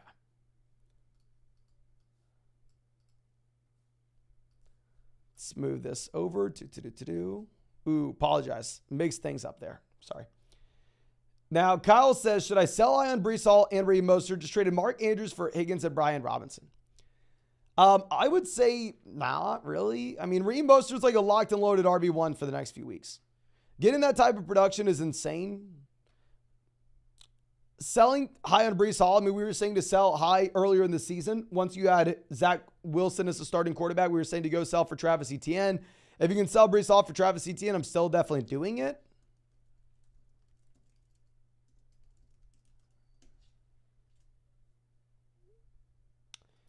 But yeah, I don't know if now's the time to be going through and selling Breece Hall and Breece Hall and Raheem Mostert. I don't know if I said Ramondre Stevenson there. I'm sorry. I'm reading another message at the same time. If we can sell him for Etienne. Sell him for Etienne, yes. I don't know if I'm losing my mind here with reading another chat that said Ramondre. But in reality, you're probably going to hold on to Breece Hall and Raheem Mostert. Ben says traded Watson for Pitts. We have Stafford and Goff. If this is Deshaun Watson for him, I'm fine with it. We have no idea if Deshaun Watson's playing anytime soon. Now, Jabroni coming out saying, improve the team. It's a 12-team PBR 1-4. We have Purdy, Lamb, Olave, Mixon, Etienne, Kelsey with 2 flex spots. Terry, Jacoby in there right now. And then on the bench, we have Watson, Pierce, Chububber, Javonte, and Jaleel. I would say Jaleel, probably go ahead and cut him. Looks like it's going to be a 3-man running back by committee and one of the worst offenses in the NFL. I would love to go out there and see if we can upgrade at the quarterback position. I'd probably look to pick up another quarterback off of waivers. That way we can play the matchups between Brock Purdy and another option, especially if we have both Deebo Samuel and Christian McCaffrey injured. But yeah, the only thing I'd say is let's go through. Let's cut one of those guys at the very bottom in like Jaleel. Pick up another quarterback that we can go with back to, and then honestly, the wide receiver depth probably going to be looking like a hold in a league where we have to start 2 flex spots. Bullman says, look, bro, these NFL players acting and ask straight up, you think I should trade? I have no idea what that means, my friend. I'm sorry. You think I should trade DK for Gabe Davis? No, I will hold on to DK Metcalf over Gabe Davis. Obviously, Gabe Davis has been great based off the passing volume that we've had in Buffalo. A little bit more touchdown or bust. I think you're going to get more consistent volume with DK Metcalf. And if you're selling Metcalf or something, I just want a little bit more if we can. Now, the real Superman says 8-team happy BR, hopefully 4-2, any moves. We have Allen, Kyron, Eckler, Hill, Amon-Ra, Laporta, Ridley. And then on the bench, we have JT, Moss, Charbonnet, Flowers, Watson, Myers. Love the team on an 8-team league. Really, everything we're looking to do, 2-for-1 deals, get an upgrade in the starting lineup. So now that you have the Lawrence injury, if you wanted to go out there and if you wanted to possibly send, say, like Jacoby Myers and Calvin Ridley to go get a stud flex, I'm not going to fault you at all for that. Or if you wanted to go send like Zay Flowers and Calvin Ridley and go get someone in the Devontae Adams range, or if you can get to AJ Brown, if you can get to Stephon Diggs, then obviously that's a no-brainer. Top 10 Fortnite says sent H.N. Godwin for AJ Brown and Pierce, who won. Oh, you definitely won getting AJ Brown. That's a no-brainer there. Now, Phoenix Lance says 12-team full BBR, 3 receivers. How would you prioritize these waiver wire targets? Mason, Elijah Mitchell, Zach Evans, Wandale, Craig Reynolds, Kareem Hunt need immediate impact players with injuries and buys. I would go with Mason if you have no CMC. If CMC misses, Jordan Mason would be the number 1 pickup. If CMC looks like he may be questionable and may play this week, then instead we're going to be going over to Zach Evans. Then after that, we're probably going to be looking at Craig Reynolds. The issue with Reynolds is it looks like Jahmyr Gibbs will be good to go this week. And then Kareem Hunt. And then lastly, Wandale Robinson. I mean, I drafted a lot of Wandale Robinson in Underdog Best Ball leagues. The issue with Wandale is this is a wide receiver that we don't necessarily have any clarity on when we could start him, right? Like, how does his situation change where he's a must-start option?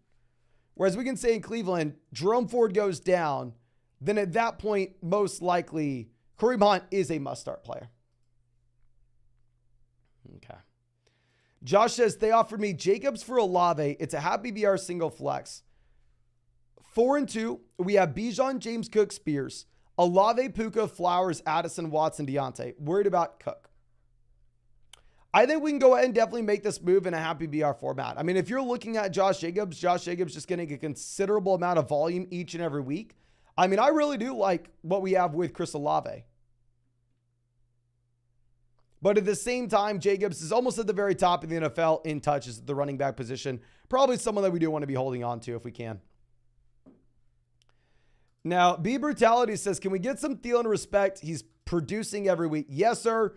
We've gone through, talked about Adam Thielen in the video yesterday. We have another video coming out talking about Adam Thielen tomorrow.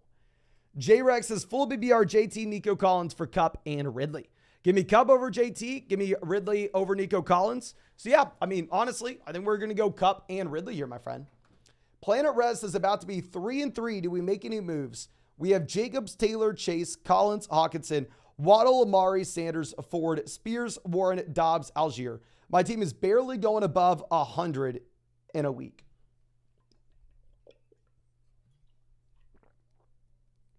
Okay. Dobbs was a sell-high guy for us about a month ago. Now we're not really going to be getting much. Say Ford was that sell-high player too. I don't know what we're getting for Ford. Sanders, you're not going to be able to trade for anything. Warren, not going to get any value. The issue is, like, what player do we sell here that people are excited about getting? You know what I mean? Typically, what we're looking to do is we're looking to take one of these pieces that we don't necessarily need that you can find an owner in your league to be excited about trading for. Will there be anybody in your league that's excited to trade for Romeo Dobbs, Jerome Ford, Miles Sanders, Tyler Algier, or Jalen Warren right now, or Tajay Spears? No. There's not going to be. So especially as we approach the bye, I think that the bye week hell, I think we're probably just going to be having to sit on our hands and look for moves that we can make off the waiver wire. I don't really see too many sell-high players there, my friend. And we kind of need that depth, right? Especially as you have, like, say, no Miles Sanders with injuries. You have Nico Collins on bye this week. We're going to need some of these guys that we can go ahead and slide in. Daniel says, do you think Mason or Mitchell will be starting?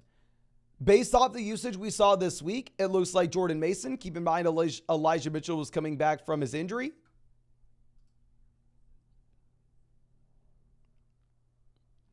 But with that being said, I did draft a lot of Elijah Mitchell, not much Jordan Mason. So I'm kind of rooting for it to be Mitchell, to be honest. But real quick, ladies and gentlemen, we've been live for about an hour 15. Looks like less than 10% of y'all have gone down there and hit that like button. If you have not done so already, please drop a like on this live stream. Subscribe to the channel if you play fantasy football. And of course, if you want to check out any of those pick'ems over on Underdog Fantasy, you can find that link in the live chat, in the description, in the comment section. Promo code FLOCK, you're going to get a 100% deposit match on Underdog, plus our rest of season fantasy football rankings and tiers. And now is by far and away the best time to get on Underdog, because you're going to get a Dak Prescott special pick'em more than less than half a total yard if you are new to Underdog Fantasy with promo code FLOCK. And since it was our birthday this week, you're on top of that going to get a Justin Herbert special pick'em more than less than half a total yard with promo code FLOCK on Underdog. Super happy that we were able to hook y'all up with that, so please make sure you take advantage. Isaiah says, 5-1, 16-team league.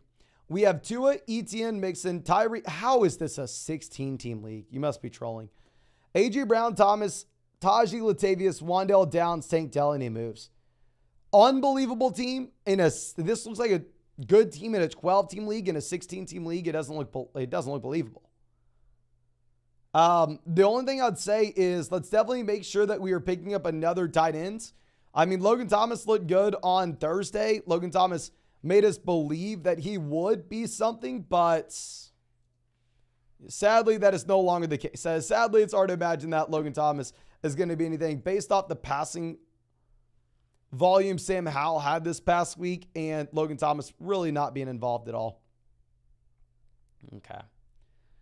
Now, Dr. Jatavius coming out saying, 10-team, PBR, 2 running backs, 2 wide receivers, 2 flex. We have Lamar, Bijan, Swift, AJ Waddle, TJ, Puka, Pacheco, Nico, Rice, Burrow. Do we trade AJ Brown for Justin Jefferson in any moves? So we would have a considerable amount of depth to go through and slide in here. I think that is a completely fine trade if you wanted to make it, if you are sitting with a great record and we can afford to think for the long term.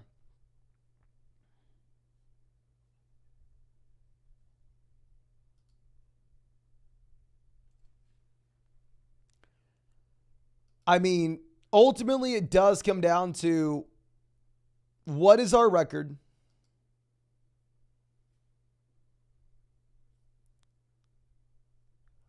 Do we need production now, or can we look at production later?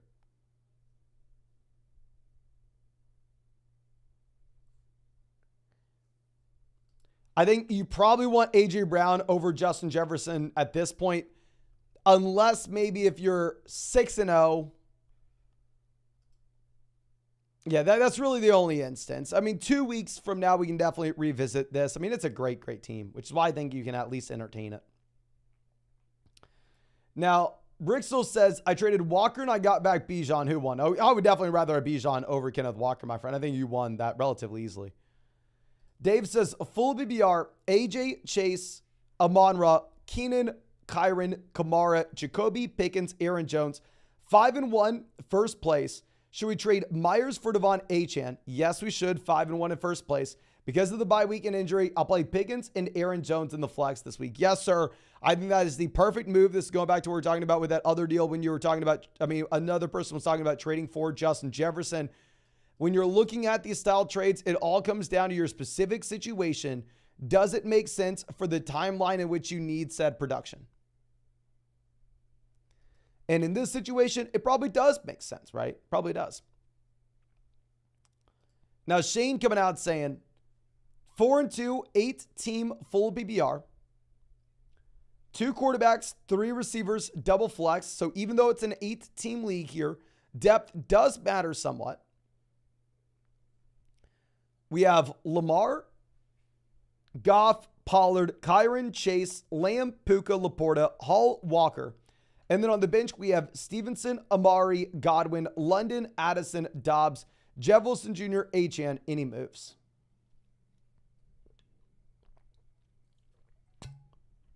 Really strong team. We have Achane for the long-term upside.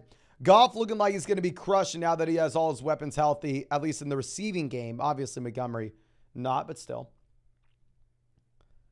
That makes a big difference in a super flex format. I mean, Kyron Williams goes down. We are going to need one of these running backs like Stevenson to slide in for him right now. I think you're in a very comfortable position.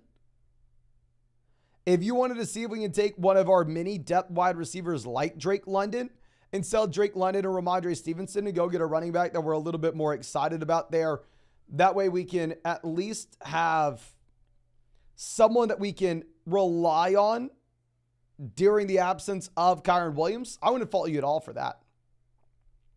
Now, real quick, ladies and gentlemen, we are 2 likes away from hitting 400 likes. Now 1 like away from hitting 400 likes on the stream. Hit that like button if you have not done so already. And Evan says 10-team BBR, likely 4-2. Any moves? We have Lamar, Saquon Montgomery, Sanders, Connor, Keontae, Tyreek, Amon-Ra, Ayuk, Higgins, Dell, and Waller. So we lose Montgomery, we lose Sanders, we lose Connor. So we are just gutted at running back. So in terms of flexibility with potential trades that we could be making right now, don't really have a lot, right? I mean, probably going to be in a situation where we more so need to be sitting on our hands and really just waiting until we get these RBs back. Hopefully Miles Sanders is good to go this week, even though you want to be excited about playing him. So I would just say the moves that we're really going to make will be primarily focused in on waiver wire actions. Because I can't really sell T. Higgins for anything right now. If you wanted to sell Brandon Ayuk, sure, you do you. But we are going to get these running backs back soon. And it's a 4-2 team where, I mean, we can more so be thinking about long-term upside rather than who we're starting this week.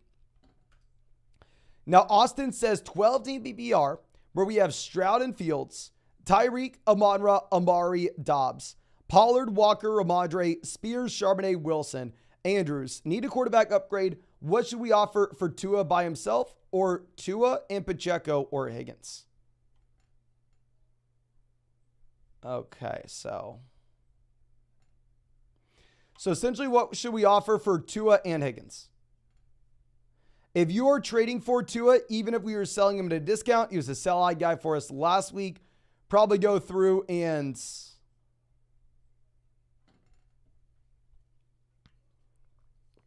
say that we would need to sell him if we're going to be buying another quarterback. If we could send like Justin Fields and another piece. If you could sell like Justin Fields and Amari Cooper and get back T. Higgins and Tua, that would be an absolute no-brainer. Justin Fields and Ramondre Stevenson and get back Tua and Pacheco or Tua and Higgins. That would be a no-brainer as well. And feel free to trade both the combination of Fields and Stroud when we do that. So tell me you can have Fields and Stroud.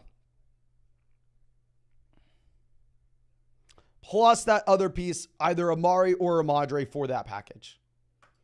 I don't think it'll be easy for you to make that play, though. It would have been easy for you to sell Fields last week. Just nobody's...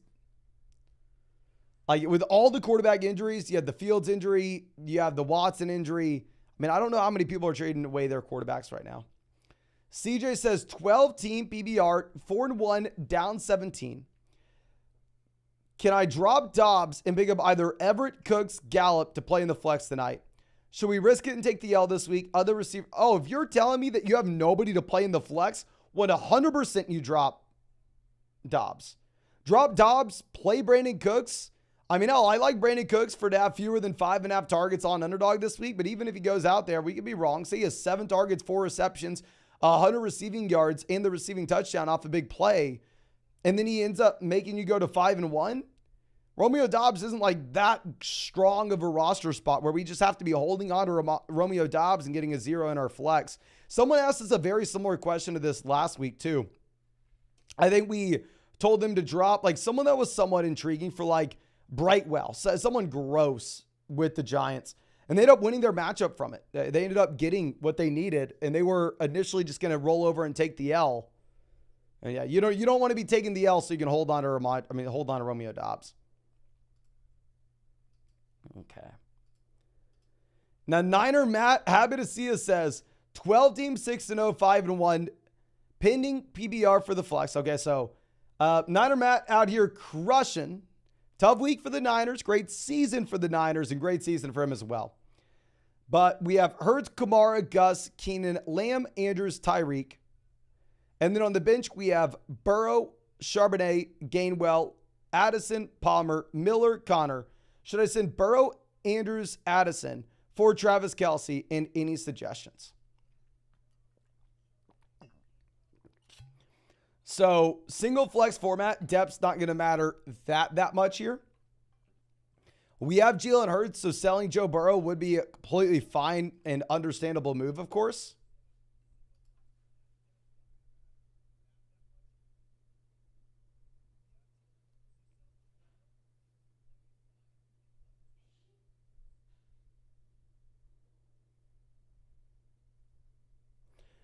I don't necessarily. The thing is, I think Addison and Andrews for Travis Kelce is a fair deal on the surface as is. Like, I'm fine with us selling Burrow, but I do think that we want to be getting a little bit more value out of it if we can. So I like the idea. This team doesn't have a ton of depth, though. If we could go Burrow and Andrews for Kelce on a team that has Jalen Hurts, let's do it. Or if we could go Andrews and Addison for Travis Kelce, let's do it.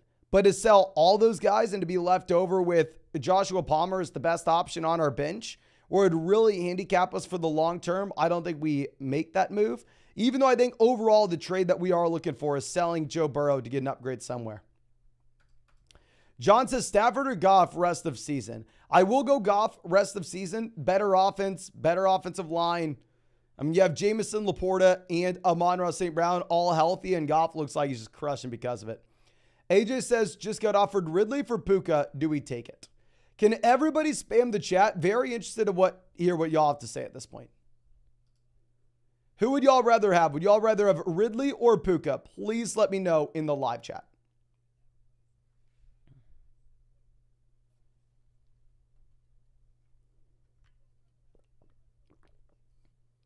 Okay. Puka. Oh, yeah. Looks like the chat's going Puka. Puka, Puka, Puka. Puka, Puka, Ridley, Puka. I think I have to stand with y'all. I think I have to go ahead. I think we have to take Puka. We have a few more Ridleys in here. But yeah, this is one of the big reasons I'm going to go ahead and I'm going to take Puka. You have a banged up Trevor Lawrence. I don't necessarily know if we want to be sending a trade for Ridley when we don't know the availability of his QB. Now, Salt Miner coming out saying, I'm 2-4. We have Lamar, Eckler, Stevenson, Godwin, Flowers, Laporta, Olave, Ayuk. And then on the bench, we have Stroud, Montgomery, Spears, Amari, JSN, Zach Ertz. It's a double flex format, and he moves. So 2-4, I mean, it's understandable when we had the Austin Eckler injury. We have Laporta crushing right now. We have two guys in the flex spots that we feel very comfortable with. I think that sometimes on a 2-4 roster, you'd be in a position where you'd say, maybe we have to go through. Maybe we have to just sell David Montgomery for what we can get. Just stay competitive right now. However, I think that you're in a spot that you're probably better off to just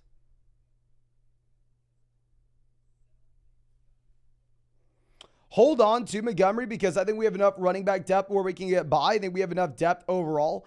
I don't think you really have to do anything here. If we can send CJ Stroud in a piece like Ramadre and go get an upgraded RB, if we have Lamar, then let's do it. In reality, I think you're just fine chilling on your hands, my friend. Trey, welcome to being a member of the flock. Happy to have you. And OZ Justin coming out says, about to be 5-1. It's a 12-team happy BR double flex. Offered Higgins and Joshua Palmer for Godwin and Pittman. Other wide receivers are Hill, Sutton, Terry McLaurin, and Jordan Addison. Pittman, Higgins, really up to you. 99% of people are going to take Pittman. Godwin to Joshua Palmer, you definitely want Godwin. So I like the idea of going out there and buying low on T. Higgins, but at the same time, I can at least acknowledge the fact that, I mean, you have way more value on the Pittman side. Now, Kyle says, I just traded Amon-Ra and Stevenson for Diggs. My running backs are Kenneth Walker, JT. My receivers are Kupp, Nico, London, and now Stephon Diggs. Did we win the deal? I think it's going to matter in terms of the depth that we have with this team. I'm sorry, not the depth. The amount of teams that are in this league. Obviously, this is a team that has a lot of depth where you can go out there and you can afford to make a trade like that.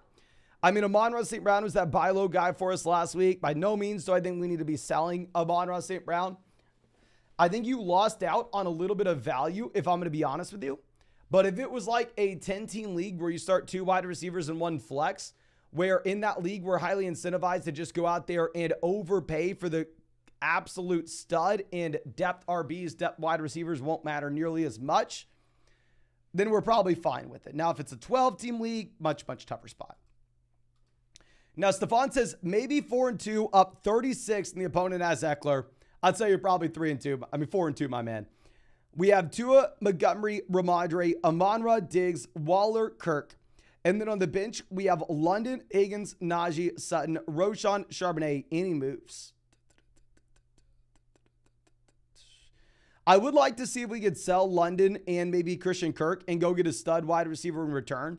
I mean, you have Lawrence banged up, and at the same time, if you're going to be looking at what we have with Drake London, London looked great this past week. He has the name value as well, but it was under the context where you ended up getting, I believe, about 50 passing attempts from Desmond Ridder. By no means do I expect that to be the case going forward. We have Higgins for the long-term depth. And I mean, we don't necessarily need to focus in on wide receiver depth here. Running back depth may be a little bit more important. So the only thing I'd say is if we could send London and Kirk and go get a stud wide receiver, I think that would make a lot of sense. Like, go get Lamb. Now, Xavier says 5-1, any moves. We have Herbert, Kamara, Etienne, Olave, Gabe Davis, Rice, Waller. And then the bench is Sutton, Michael Wilson, Tutu, Spears, Algier, Keontae, Achane, and Jefferson on the IR.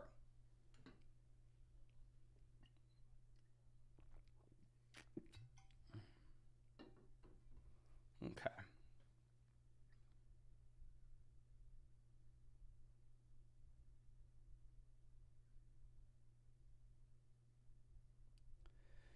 I don't necessarily think so, because I'm looking through this team, right? You don't have a lot of value that is on the fingertips current right now. I think you've already done a pretty good situation. I don't know if we had Jefferson and Achane and they got injured and now they're on the IR, or we went out there and we bought them at a discount. We don't really have much depth at all at the moment, but specifically on a 5-1 roster, I'm fine with that being the situation and us instead prioritizing for the fantasy football playoffs here. So I don't necessarily think that there are any trades for us to be making. More so, we're going to be focusing our attention in on trying to make as many waiver wire moves as we can to get viable guys until we get our studs back. And we can afford to do that on a 5-1 team. Julian says, rank Waddle, Olave, Ayuk, rest of season. Hook 'em Lawrence. Hook 'em Lawrence, my man. Very close. I think we're probably going to go Olave, Waddle, then Ayuk. However, if this Debo or Christian McCaffrey injury is serious enough, then Ayuk can climb up. But they're all so damn close. D'Angelo says, Moore, Stevenson, Lawrence, too much for Waddle. Yes, that will be too much for Waddle. The Real G Squared says, 10-team PBR, which wide receiver to trade away for Laporta? I think Laporta will be a player that is very difficult to trade for right now. What I've seen is you would actually have a much easier time going through and trading for either TJ Hawkinson or Mark Andrews. And I'd probably rather have those guys, and I think they would actually be a little bit cheaper. If you could go sell DJ Moore and your current tight ends, I mean, like DJ Moore and Kyle Pitts, and go get Laporta, I'd be fine with it. Now, Liar coming out says, PV, like, and I'm just saying that range of wide receivers, right? Like a mid wide receiver 2 and your current tight end to go get Laporta. Now, Liar says, about to be 1-5. It's a 12-team PBR where we have Allen, Swift, Ford, Waddle, Debo, Flowers, TJ, Pierce. What should we do with Pierce and Debo? So really does depend on the injuries. Of course, if you are 1-5, it's like, okay, well, I mean, I'm fine selling these guys at a loss as long as it means we're going to get production in here right now and we can just stay in the mix. We can stay in the hunt. We can possibly go to 2-5, then hopefully 3-5, and we'll figure it out there. So I think we want to be monitoring the injury with Debo Samuel. In terms of Dameon Pierce, I would love to tell you, yeah, let's sell Dameon Pierce. It's probably too late, though. I mean, you can try. There were some people in the live stream earlier, the video comment section saying earlier, oh, Mason, you're misreading this Houston Texans running back room. I mean, he is going to be completely fine at the end of the day. There's nothing to worry about, blah, blah, blah. Watch the games. Dameon Pierce has 2.9 yards per carry so far this season. And at the same time, I mean, you are in a situation where Devin Singletary dominates snaps. So I don't have big expectations for Dameon Pierce. But I don't think anybody else does either. So I don't really know what you'd be able to get for Pierce in trade at this moment. I thought the Pierce usage was changing, and I was completely wrong. I mean, it looked like they were actually giving him more of the work, and then it just completely fell off. Now, burner account coming out saying 12 team, half BBR, 4-2. We have Hurts, Swift, Achane, Stevenson, Palmer, Davis, Ingram, Downs, Reynolds. And then on the bench, we have Love, Roshan, Jeb Wilson, Zay, and Jameson. I mean, I think it's a very nice team at the top end. However, some of these depth pieces in the starting lineup are pretty damn gross. I mean, I think the depth with this team is not really there. So what I would probably look to do is I would see if we could take someone like, say, Jordan Love, package him with a flex option, and go get an upgrade at one of those flexes, go send Downs and Jordan Love, and go get a wide receiver that we're a little bit more excited about.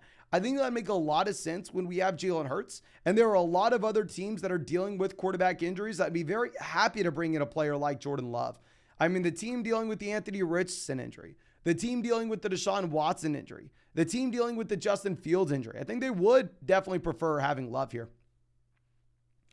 Now, Chris says 10 TBBR, 1 flex, 3-3 now. We have Allen, Pollard, Adams, CD, Swift, Olave, Goddard. And then on the bench, we have Jameson, Roshan, Ramadre, JSN. Any moves? Should we trade Adams? No, you should not trade Adams. I mean, with Adams, he's probably not that high-end wide receiver one you drafted him to be, but he's probably still a low-end wide receiver one going forward. I mean, everybody's panicking. You're not really going to get a nice price. Obviously, if you could sell Adams for A.J. Brown or Stephon Diggs, you do it, but you're not going to be able to. I think it's a very strong team. I mean, there's not really much I am looking to do. If you were trying to get out of Adams, if you wanted to add a piece to Devontae Adams to go try to get one of those other pieces, say like Jameson Williams and Devontae Adams, and go get Stephon Diggs, go get A.J. Brown, you can go for it. You're definitely not going to be doing it straight up. Maybe if you add in one of those depth pieces like Jameson, you could pull it off that way. But I think Adams will still probably be like a low-end wide receiver one going forward.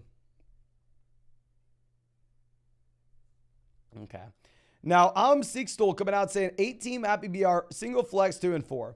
We have Allen, CMC, Kyron, Adams, Lamb, Komet, Waller, Pacheco, Watson, Terry, Addison, Roshan, Najee. Feel like we're in shambles. What are your thoughts? I agree. I think on a 2-4 roster, this is not a good team, my friend. If I'm going to be completely honest with you, 2-4, do not love to see this.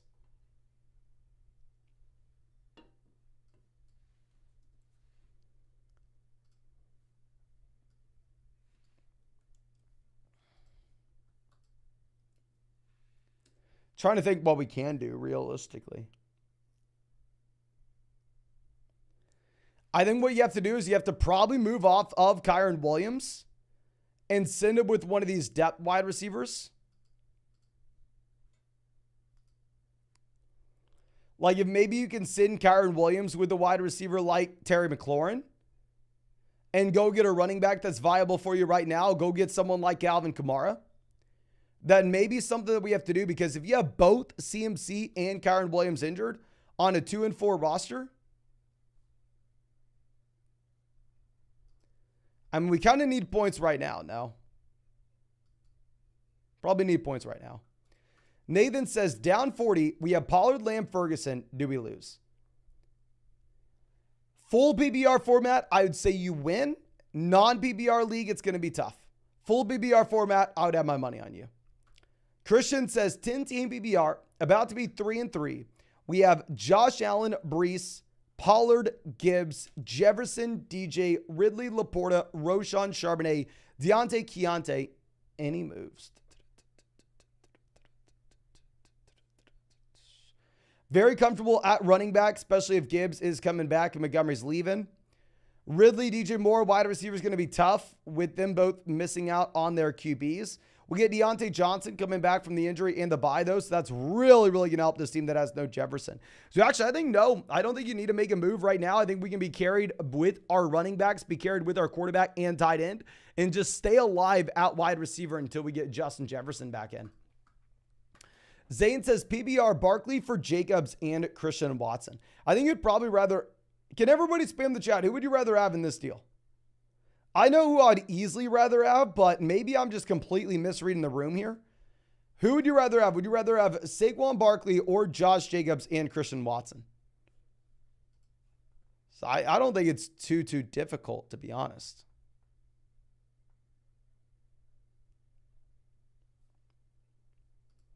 Jacobs, Barkley. This was my answer. I think I may rather have just Josh Jacobs over Saquon Barkley. Like, the fact you're getting Christian Watson on top of it, in my mind, seems like it's easily Jacobs at that point. But it does look like there were a considerable amount of people saying Saquon. So maybe I need to think about it a little bit more. Trey saying 2-4, 12-team PPR, where we have Lawrence, James Cook, Kyron, Wilson, Adams, Laporta, Ridley, Smith, London, Quentin Johnson, Jaleel, Keontae Ingram. Any moves?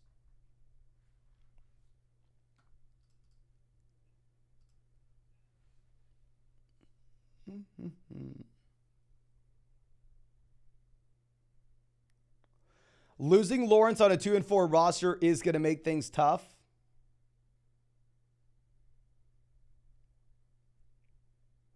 We do have the wide receiver depth, though. What you may end up having to do with this team is we may end up having to send like Drake London and Trevor Lawrence for a quarterback that's producing right now. Like, if you're 2-4, I don't know if we want to just say, oh, okay, let's just go hit the waiver wire, right? If we're 2-4 and there's a way out of that situation, we probably want to be grabbing onto that lifeline. Now, next just coming out from Shane says, Ayuk, Zay, Hollywood, plus Warren for Mike Evans. And which one? I'd probably rather have Jalen Warren and the wide receiver. I know Jalen Warren's not making a big difference now because he's splitting the backfield 50-50 with Najee Harris. But, I mean, if you were to have, say, an injury to Najee, then at that point, Jalen Warren is like a must-start guy, right? Probably is. Watson says 126 to 123. I have Lamb and Dicker. Yes, Herbert. Wish me luck. Good luck. Hopefully it's a PPR league, my man. And yeah, worst case scenario, if you lose and go to 5-1. 5-1 still a very good spot to be in, my friend. So wishing you the best of luck here. And real quick, ladies and gentlemen, we are 4 likes away from hitting 500 likes on this live stream. If you have not done so already, please go down there, drop a like on this stream. We've live streamed every single day since April, not missing a day until 2024. And if you want to check out those special pick'ems over on Underdog Fantasy, now is the best time to get on, and it's not even remotely close, because with promo code FLOCK, you're going to be getting a Dak Prescott special pick'em, more than less than half a total yard for tonight's game. And on top of that, since it was our birthday this week, Underdog hooked everybody that uses promo code FLOCK up with a Justin Herbert special pick'em, more than less than half a total yard. And you're going to get a 100% deposit match and our rest of season fantasy football rankings. Can't believe we're able to get y'all all of that. So please make sure you are taking advantage. Now, Jamie says, hey, Flock, 2-3, close to a win, non-PPR league, where we have Hurts, Pollard, Barkley, Hall. Oh, great team in a non-PPR. Keenan, Kirk, Pittman, Addison, Wilson. Got offered Lamb for Breece Hall. Should we do it and have 2 wide receiver ones? I understand the thought process here, and honestly, if it was a full PPR format, I would very much consider it, not say, okay, this roster construction, we're loaded at RB, blah, blah, blah.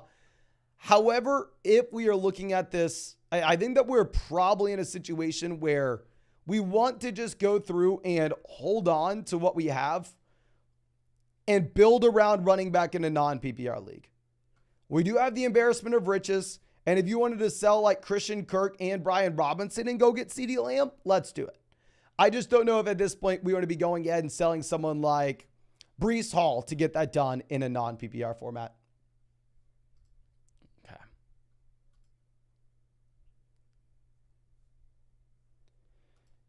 Now, real quick.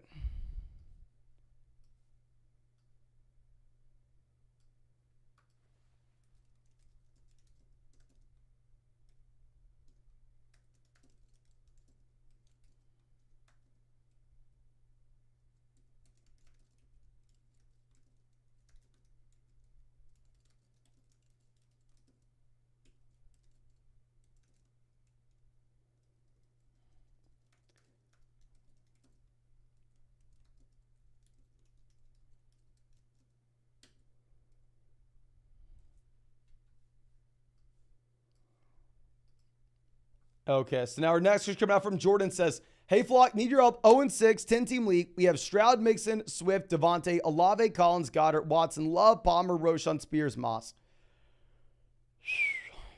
Tough spot to be in, my friend. 0-6. It is win or go home. You can't be thinking long-term upside here. I think we go through and I think we maybe take someone like Zach Moss that we're not starting right now, send him with CJ Stroud, and just get any upgrade at quarterback we can. Just get legitimately any upgrade at QB that we can.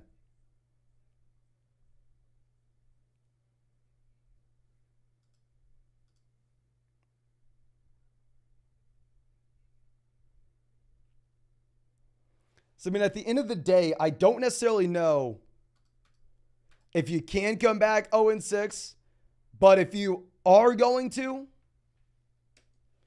you can't lose this. You're not coming back from 0-7. I know that for a damn fact. Okay. And I will say the first time I ever won my fantasy football league, I did start off 1-4, if that gives you any hope. And that was when it was only a 16-game season. Joey says, got an offer, hunt for Achane. Give me Achane easily. Going to be 3-3. I don't care I don't care who our running backs are. I have more Kareem Hunt in underdog drafts this year than Devon Achane. I would love to come out here and try to tell you that Achane's the guy.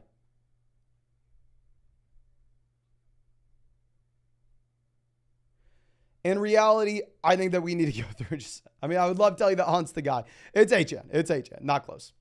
Even if we were the 0-6 team, I'd say Achane. SSG Yeti says 4-2 PBR. We have Lawrence, Etienne, James Cook, Hill, Adams, Laporta, Amari, Wilson. And then on the bench, Hall, Love, Gibbs, Godwin, Goddard. Loving the team. Etienne and Hall are huge for me. I mean, yeah, you're in a great spot. Having Etienne and Hall, then the elite level wide receiver ones. Really, the only thing you could point out would be quarterback. And if you really could go through and send like Chris Godwin, Dallas Goedert, and Trevor Lawrence to go get a stud QB, we would. In reality, you're probably not in a position that you're able to do so. Now, Scott coming out saying 3-3/4-2. It's a 12-team PPR single flex. 3 receivers.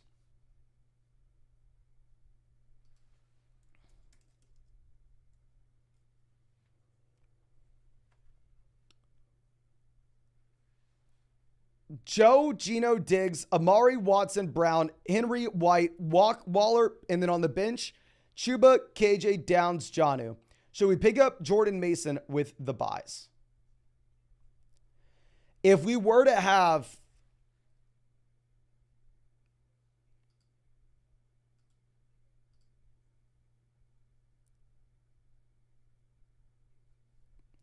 no CMC, it's an easy call to go through and pick up Jordan Mason.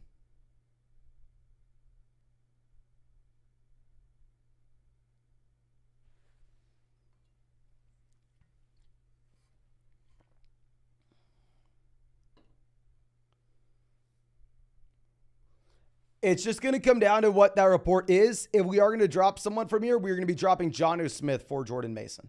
I would love to go pick up Jordan Mason, though, if we have no CMC. Terry says, down 12 in a 12-team BBR format. Who should we start tonight between Palmer or Quentin Johnson? Palmer may be limited with the groin. So if you're going to look at the underdog pick'ems that you have right now for these guys, you have Joshua Palmer at 44.5 total yards. Whereas if you look at what we have with Quentin Johnson, you have Quentin Johnson with 31.5 total. So I understand, yes, you may be worried about Joshua Palmer. I still think that you have to go through. I think you have to still start Joshua Palmer today. I would rather have Quentin Johnson for the long term, though. Give me Johnson for the long term. Okay. Now, Kiowa coming out saying, who should I try trading to get Kelsey? It's a PPR league where we have Eckler, Barkley, Hall, Dolphins running backs, Montgomery, Jerome Ford at RB. His best RB is Jaylen Warren. Okay. If you could sell the Dolphins running backs and get Kelsey, if you could sell Montgomery and get Kelsey, if you could sell Hall, if you can sell Barkley, if you could sell any running back on this team outside of Austin Eckler for Travis Kelsey, we would do it. Literally any back. Even if, the Miami backs right now are literally just winning weeks every single week for you at this point. David says, I have Burrow, Jamar, A.J. Brown, Montgomery, Brees, and Jonathan Taylor. I have Logan Thomas as my tight end. Do I accept a trade for Evan Ingram, Devonta Smith, Hollywood Brown for A.J. Brown? So Evan Ingram over Logan Thomas. Smith slides in for A.J. Brown, downgrade. Hollywood in for JT, probably downgrade. No, keep the best player, my friend. I think you want to go ahead and you want to keep A.J. Brown here. Kate says, what running back can we target with Ramondre and Ayuk? If you wanted to go out there and make a play for a running back, I mean, if you could go maybe look at Kenneth Walker, go look at Travis Etienne, go look at Saquon Barkley, I think that would be interesting. You know, I have been saying to sell Brandon Ayuk previously, but I will say Ayuk looks like he's in a better spot. I think his price points actually come down a bit from what we've seen, while at the same time, now you are dealing with an injury to both Debo and CMC, where Ayuk maybe leaned on a little bit more. Mr. Pickle Hut Fader says, hey, Mason, I'm 5-1, number 1 in the league. Finally, we have Hurts, Kelsey, Pacheco, Walker, Amon-Ra, Thielen, Najee, who we traded for. What do you think? I think the starting lineup's really good. Obviously, there's a reason with which we are 5-1, but I would be very surprised if we did not have a bench option down there that was better than Najee Harris for the flex. I mean, if you are looking at Najee Harris, this is a running back that's I definitely want to roster, because if Jalen Warren were to go down, I think Najee Harris is a must-start running back. If Najee Harris were to go down, I think that Jalen Warren is a must-start running back. So I think that they're pretty much just handcuffs for each other in a way.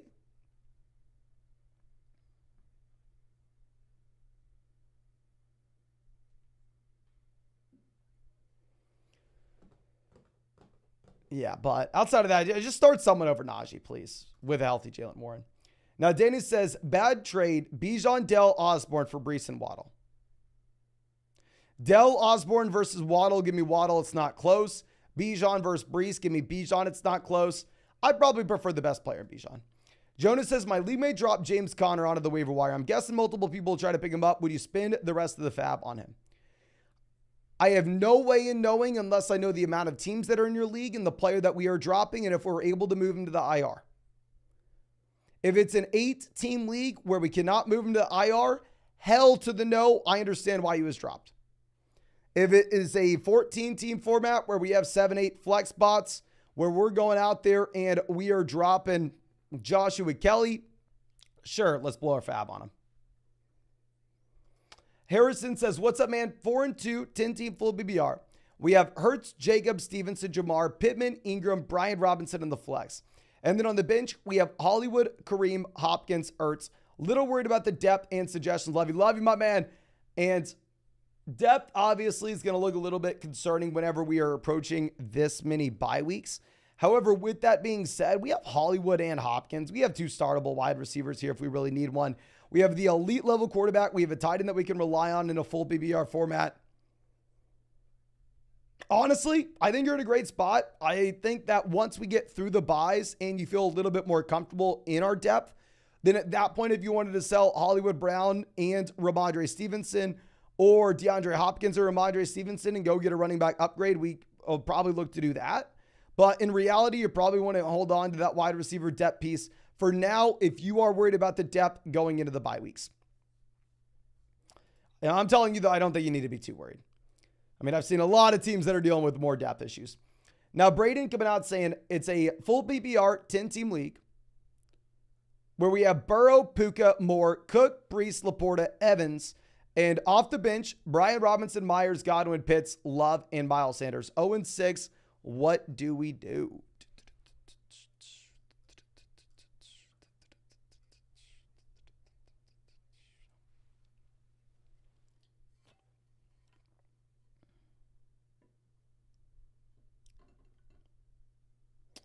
0-6, we need points today, not tomorrow. So when we have this much depth, let's go sell Pitts and Burrow. Let's get the best quarterback we can. Let's sell Myers and Puka. Let's get the best wide receiver we can. Let's send Godwin and Moore, and let's go get the best wide receiver we can, you know. Like when you are 0-6, it's win or go home. We need to take some of this long-term depth value that we have. We need to go out there. We need to send it and get in any upgrade in the starting lineup that we can for right now.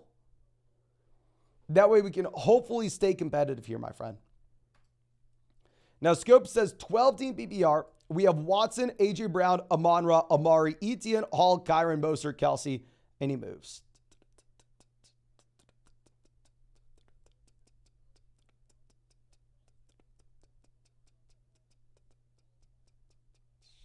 Great team. Obviously, if we could upgrade a quarterback, we go ahead and do it. I mean, the running back depth, we're probably going to be looking to hold on to at this point, however, because the Kyron Williams injury.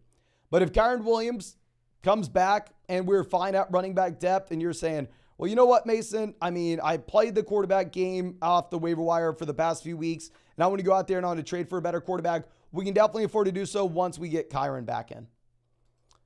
Joe says 10-team PPR 3-3. We have Tua, CMC, Hall, Cup, DK, Waller, Hollywood in the flex, and then on the bench, Watson, Sutton, Burrow, Ford, Jeb Wilson Jr., Palmer, putting in a bid for Jordan Mason. Any trade ideas, looking for a tight end or a receiver.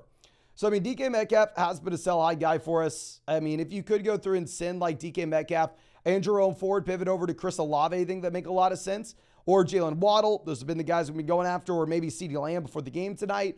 Or if you wanted to send DK Metcalf for Devonta Smith straight up, I think we would look to go ahead and do that as well.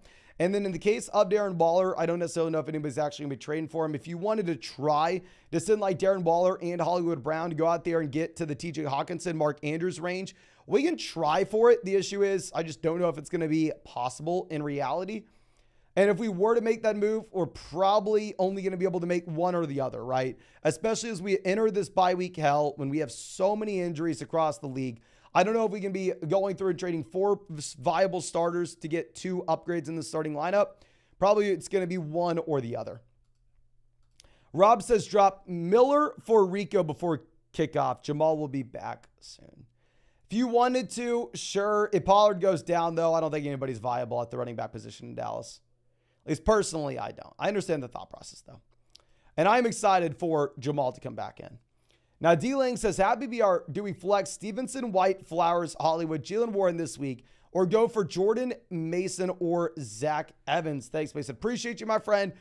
I would flex these guys over Mason, Evans. The issue is, I mean, even with no Kyron Williams, even with no Ronnie Rivers, we don't know exactly what the workload will look like for Evans. It could always be like the Arizona situation where they just throw out 3 running backs and we have no idea. So I'd still probably end up going with like either Zay Flowers or Ramondre Stevenson. Jordan Mason, I definitely want to pick up. And if CMC were to miss and they were to explicitly tell us Jordan Mason is the guy, you are not going to really see Elijah Mitchell, then at that point, we're excited and we can play Jordan Mason. But they need to specifically tell us that before we believe it. Okay. Now, our next question coming out from Mr. Filthy Wub says, 1-4, 10-team PPR. We have Tua, Foreman, Saquon, Diggs, Watson, Pittman, Goddard, Flowers, Walker. And then on the bench, we have Ford, Ingram, Spears, Zay. This is a team that has been brutalized by injuries.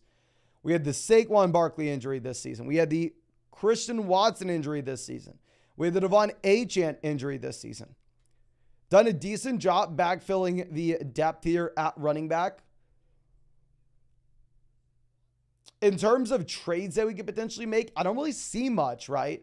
Jerome Ford was that sell high guy for us a few weeks back. I don't really think you're going to be able to get that same price tag for Jerome Ford now.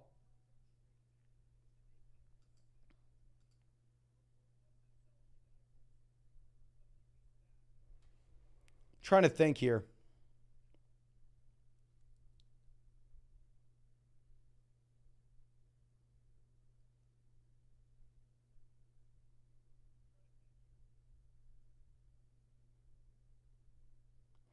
I think you just got to ride it out, my man. I mean, the question is, are we going to go through and start Deonta Foreman? That I don't know. I mean, Deonta Foreman had the role this past week, but if the offense is this bad, it's very difficult to go out there and get excited about it.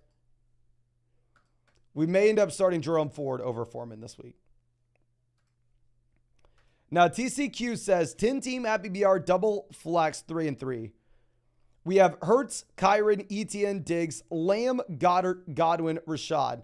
And then on the bench, we have Hunt, Hopkins, Tank, Jameson, Ferguson, Khalil Herbert, Someone offered Keenan for CeeDee Lamb, and someone offered Kamara for Kyren Williams. What are your thoughts?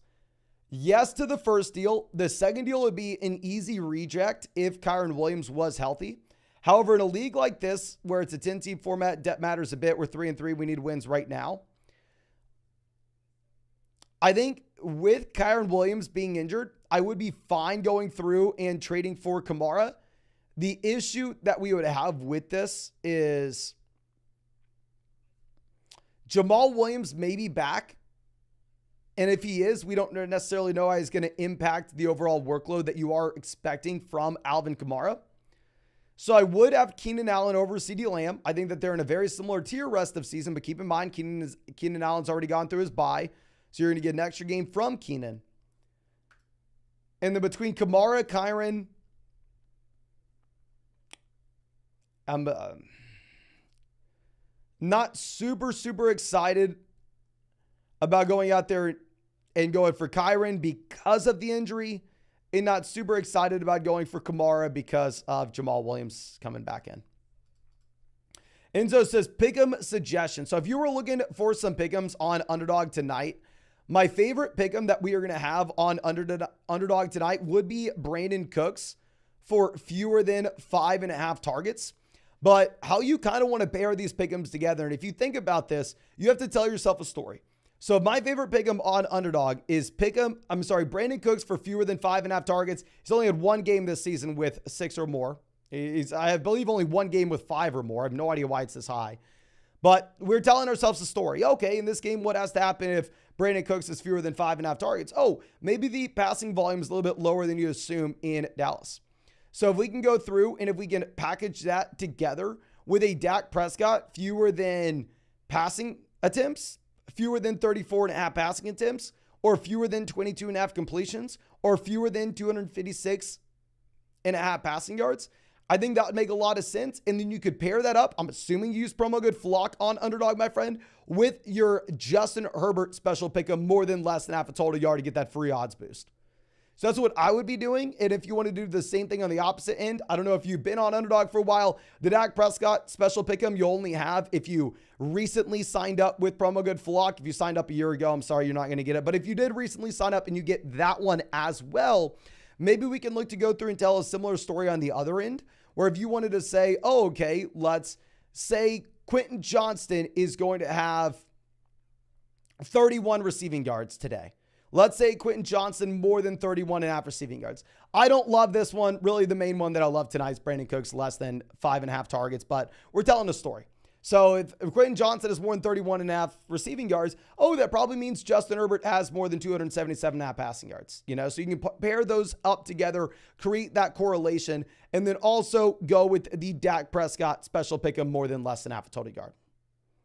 So that's how I would be looking to structure them together. When I'm looking at those Underdog pick'ems, I'm typically trying to tell one story and look to just include 3. I never really include 5, if I'm going to be honest with you, as 5 is just so damn hard. But yeah, and if you want to include those 3 and get those special pick'ems, so really you only have to hit on 2. You can find that link in the live chat in the description. Now is by far and away the best time to get on Underdog Fantasy, because when you use promo code FLOCK, you're going to be getting a 100% deposit match plus our rest of season fantasy football rankings and tiers. If you are new to Underdog Fantasy, you're going to get a Dak Prescott special pick'em more than less than half a total yard for the game tonight. And it doesn't matter if you're new to Underdog or been on Underdog for a while, as long as you use promo code FLOCK, you're going to get the Justin Herbert special pick'em more than less than half a total yard for the game tonight as well. Underdog literally never does this. They hooked us up for our birthday this week, so please make sure you are taking advantage. Okay. But now our next switch coming out from Ross says, just sold London for Devontae Adams. How do you feel? I feel like you robbed a man. If I was in your league, I'd be crying that someone just got Adams for London. Raphael says, Barkley for Jefferson. I'm 3-2. I think it's a very fair deal, and it's going to be up to you and your overall roster, my friend. Clutchbox says 3-3, 12-team PPR Superflex. We have Herbert, Richardson, Pickett, Carr, CMC, Gibbs, James Cook, Achane, Ridley, Allen, Sutton, Gabe Davis, Ridley, Romeo Dobbs, Logan Thomas, Pat Frymuth, David Njoku. Is selling CMC to upgrade my other positions the move? Probably not, my man. To be honest with you, probably not. I mean, the issue is with this being a super flex format, I guess we have Herbert to play every week. Then we can play our favorite matchup between Pickett and Carr. So it's not horrible, right? We do have Gibbs coming back. Plus, we also have Montgomery now out. Wide receiver, we're not necessarily strong. We are going to get Freiermuth back this week. So drop Logan Thomas, pick up another running back off the waiver wire. And if you were wanting to make a play, my friend, and I'm assuming this is a regular just 2023 redraft league. If you wanted to make a play to go upgrade something, I think the sell, if we were going to sell an injured running back, would be Devon Achane, not CMC. The last thing that I would want you to do is sell CMC at 90, 95% of his value. Then he ends up not missing any time or comes back next week and just absolutely crushes. So, yeah, I mean, if you can get like Josh Allen and Travis Etienne in a super flex league, then sure, go for it. In reality, though, I don't know if now's the time to be selling CMC. Talk says 10-team BBR 1 and 5. We have Hurts, CMC, JT, Evans, Kupp, Pitts, Myers. And then on the bench, we have Ertz, Aaron Jones, and Deebo Samuel. So we have Aaron Jones to play for CMC while he comes back. And yeah, I think we're a fine team. I mean, if CMC were to have news that he's going to miss a month, and you are 1 and 5, and you're saying, Mason, I need points now, not later, then at that point, sure, you do you go ahead and trade away Christian McCaffrey. But in reality, I would look to hold on if we can. I would. I mean, just hold on for dear life, try to survive, and then see if he can come in and crush in a few weeks. Joe Moda coming out saying 3-3, 12-team BBR. We have Burrow, Chase, Puka, Mixon, Pierce, Laporta, Waddle. And then on the bench, we have Nico, Warren, Stroud, Lockett, Waller. What running back should I target? Okay.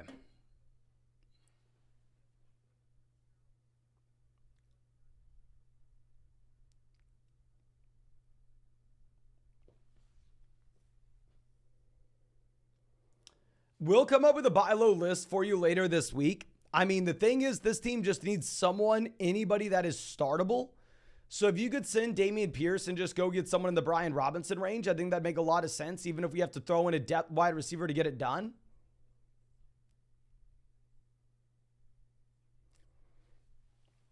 I'm going to be holding on to Mixon for now.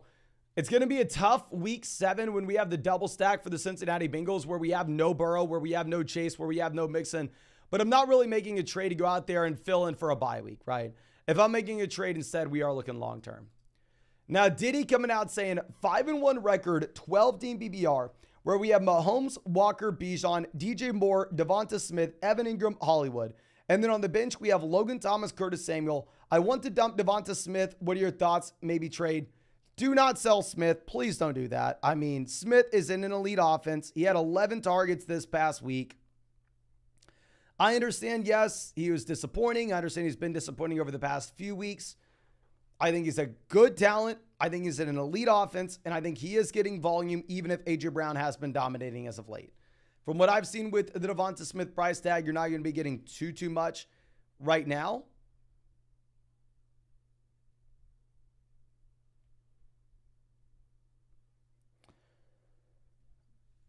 I mean, I think, honestly, if you're going to be going through and making a trade, last week we were saying DJ Moore was a sell-high candidate. I'd still stand by that, seeing what we could get. If you could sell DJ Moore for like a Olave, I'm going for it. DJ Moore for a Waddle, I'm going for it. And then another side note is if you have Evan Ingram, you don't really need that backup tight end, especially if that backup tight end is Logan Thomas at this point. Just looks super unreliable. I probably would look to just cut Logan Thomas. Now, T-Dub says, what should we do? It's a 10-team at BBR format where we're 2-4. We have Tua, Tyreek, Debo, Mixon, Cook, Ferguson, White, Myers, Higgins, Jep Wilson, Kirk Cousins. 2-4, we need points now, not later. It sounds like the Debo injury is not super serious. What I would look to do is I'll look to approach the Justin Fields team. I would look to approach the Anthony Richardson team. I would look to approach the Deshaun Watson team. and say, hey, I'll give you Kirk Cousins. Give me a viable tight end I can start from week to week perspective. Or, hey, I'll give you Kirk Cousins and Rachaad White. Give me a running back I'm excited to put in my starting lineup.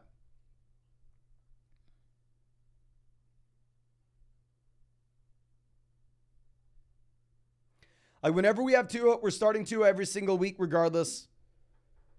I know, obviously, Tua will have a bye week, but we can always hit the waiver wire for that 1 week. And if we can try to extract some value from Kirk Cousins, I think that'd make a lot of sense from one of those teams with an injured QB.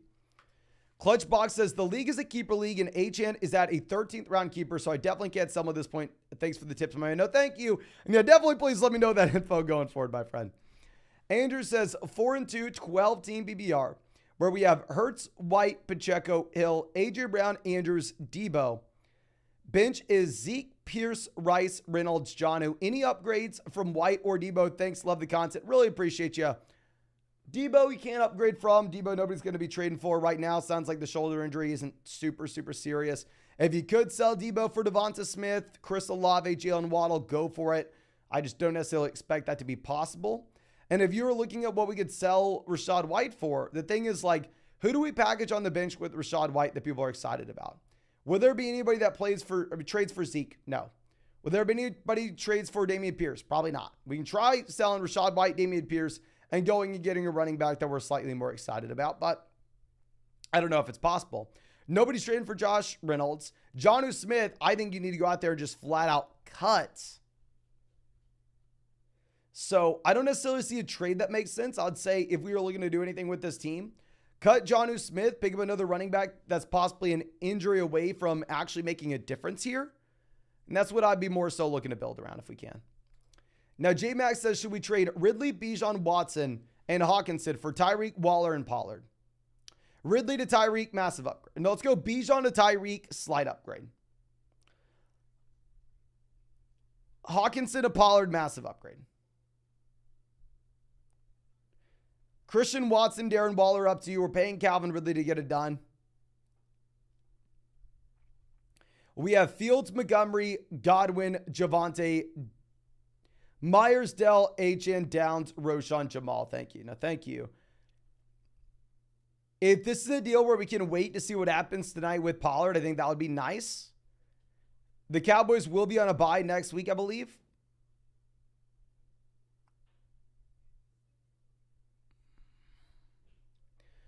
I think you do this deal if you can keep Christian Watson. Looking at our team, I think Watson actually will make a difference with that level of depth.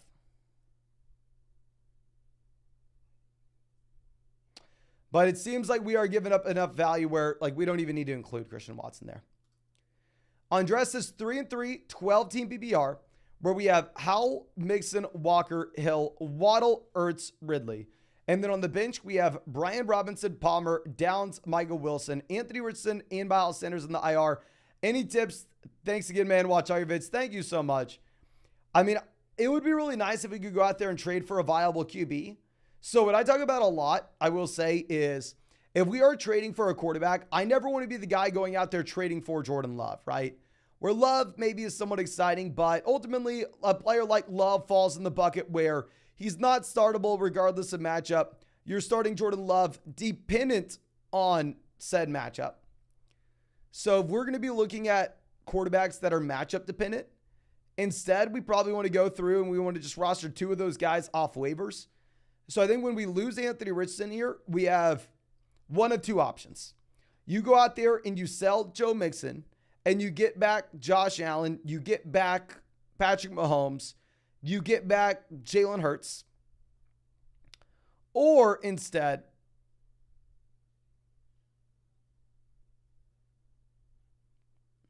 you go drop Michael Wilson, someone that maybe doesn't have an incredibly high ceiling off waivers, and pick up another QB that's in that same range of Sam Howell and just look to play the matchups between those two. So I think those are pretty much your options, my friend. Kevin says, Dynasty 12-team BBR, start 9 tanking team. Give Smith and Kmet to get Higgins in a late first. Oh, I definitely would do this. But I mean, Smith, Higgins, Tomato, D'Amato. Higgins drafted in 2020. Smith drafted in 2021. Devonta Smith was actually older coming out of school. Stayed 4 years at Alabama. Where Higgins only stayed 3 years at Clemson. So about the same age. Obviously, contract situation's a little bit different. But I think long-term, 2024 and beyond, their value's close enough.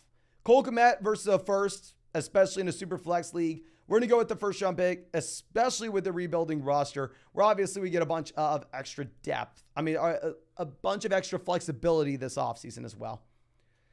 Trent says, what should we trade for Jonathan Taylor in Dynasty?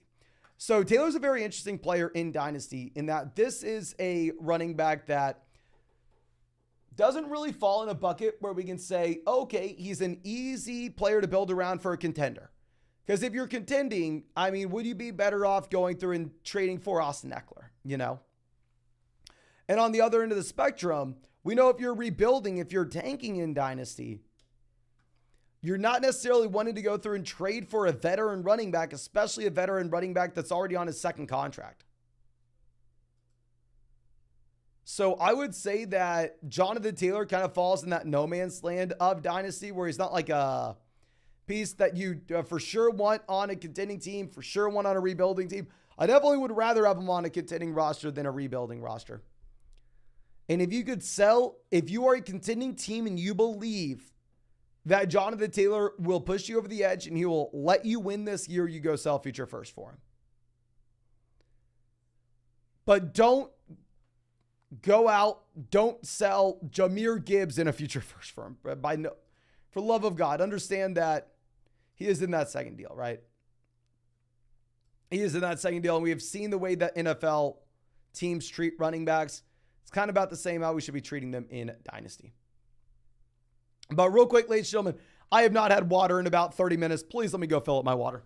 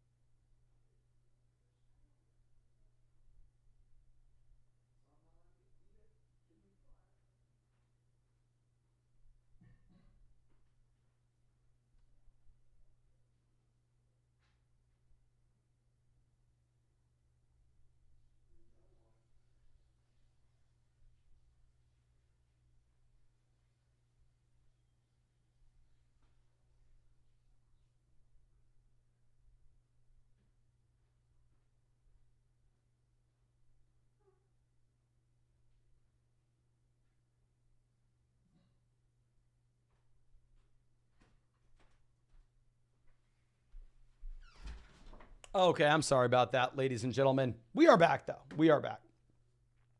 Okay. Just really needed some water. Now, Daniel coming out saying James Cook or Josh Jacobs. We will go ahead. We'll take Jacobs over James Cook. Interesting with the Damien Harris injury. I mean, did he get good news? Sounds like, Damien Harris is not severely injured. But Damien Harris should miss some time. So it's going to be a two-man split backfield between James Cook and Latavius Murray in Buffalo, which is a little bit better than what you had previously seen. But still at the same time, Jacobs is just getting literally every single touch in his backfield. They have significantly fewer trips to the red zone. But with that being said, you do have a quarterback that's not going to be vulturing rushing touchdowns at the goal line.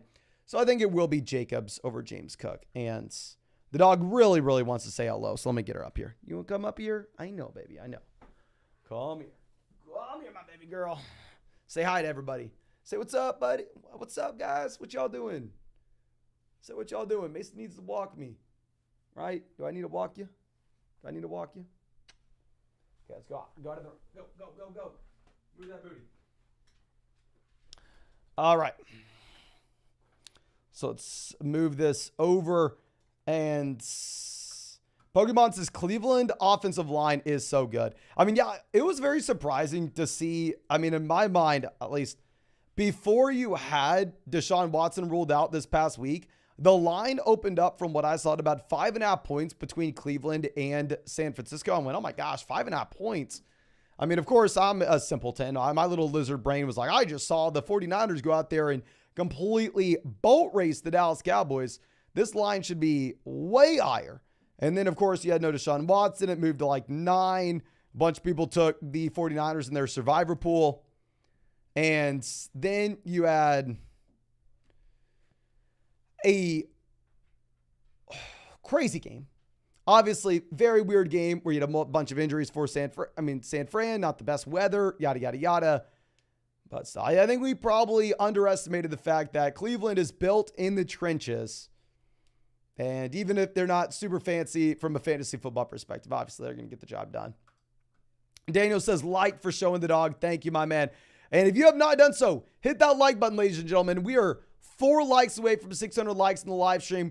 Less than 10% of y'all have hit that like button. We have live streamed every single day since April, not missing a day until 2024. And of course, if you want to check out any of those pick'ems over on Underdog Fantasy, promo code FLOCK, you're going to be getting a 100% deposit match, plus our rest of season fantasy football rankings and tiers. And now is the best time to get on Underdog because you'll get a Dak Prescott special pick'em more than less than half a total yard for tonight's game. If you were new, and as long as you use promo code FLOCK, you will get a Justin Herbert special pick'em more than less than half a total yard. Doesn't matter if you use promo code FLOCK 2 years ago on Underdog. That should be live in your app right now. It's only for promo code FLOCK. Our birthday was this week, so please make sure y'all take advantage. Super happy that we're able to get y'all that. Now, Jordan coming out says, Goff, Carr, Lawrence, if he plays in a 4-point passing touchdown format. Okay, so if we're going to go through and map this out, I'm almost certain I'm taking Jared Goff here. But let me go ahead and pull up the matchups for these guys. I will have these matchups memorized by tomorrow, but sadly, I have not had the chance to really look into them. And we'll also look at the actual spreads on these games.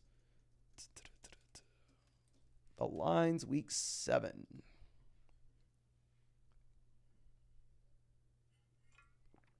Okay, so you have the Jags as 3-point dogs against New Orleans. I'm assuming you probably have no Lawrence. You have Detroit as 3-point dogs against Baltimore. That's in Baltimore.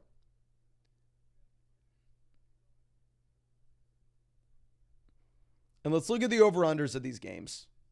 The over-under, the Jags, Saints, 39. Over-under of Lions, Ravens, 42. So the implied team total should actually maybe favor the Saints. But if you have no David Montgomery, I do think that you most likely get the Detroit Lions throwing the ball a little bit more.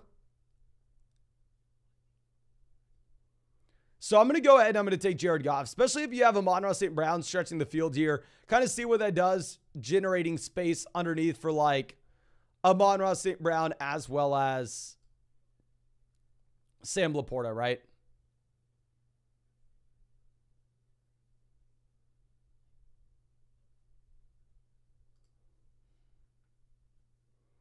So I think we're going to go Goff.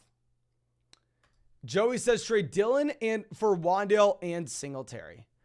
Really is up to you. I don't necessarily know the situation on your team. I'd say these guys are all at the very bottom end of your roster. I don't know if I want to be wasting a roster spot on Singletary right now. He's going into the bye week. I think that he's a very interesting add next week coming out of the bye.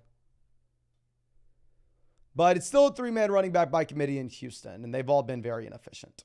So it's up to you. I mean, really, it's just your personal preference. I drafted in best ball way more Wan'Dale Robinson and Singletary than I did A.J. Dillon.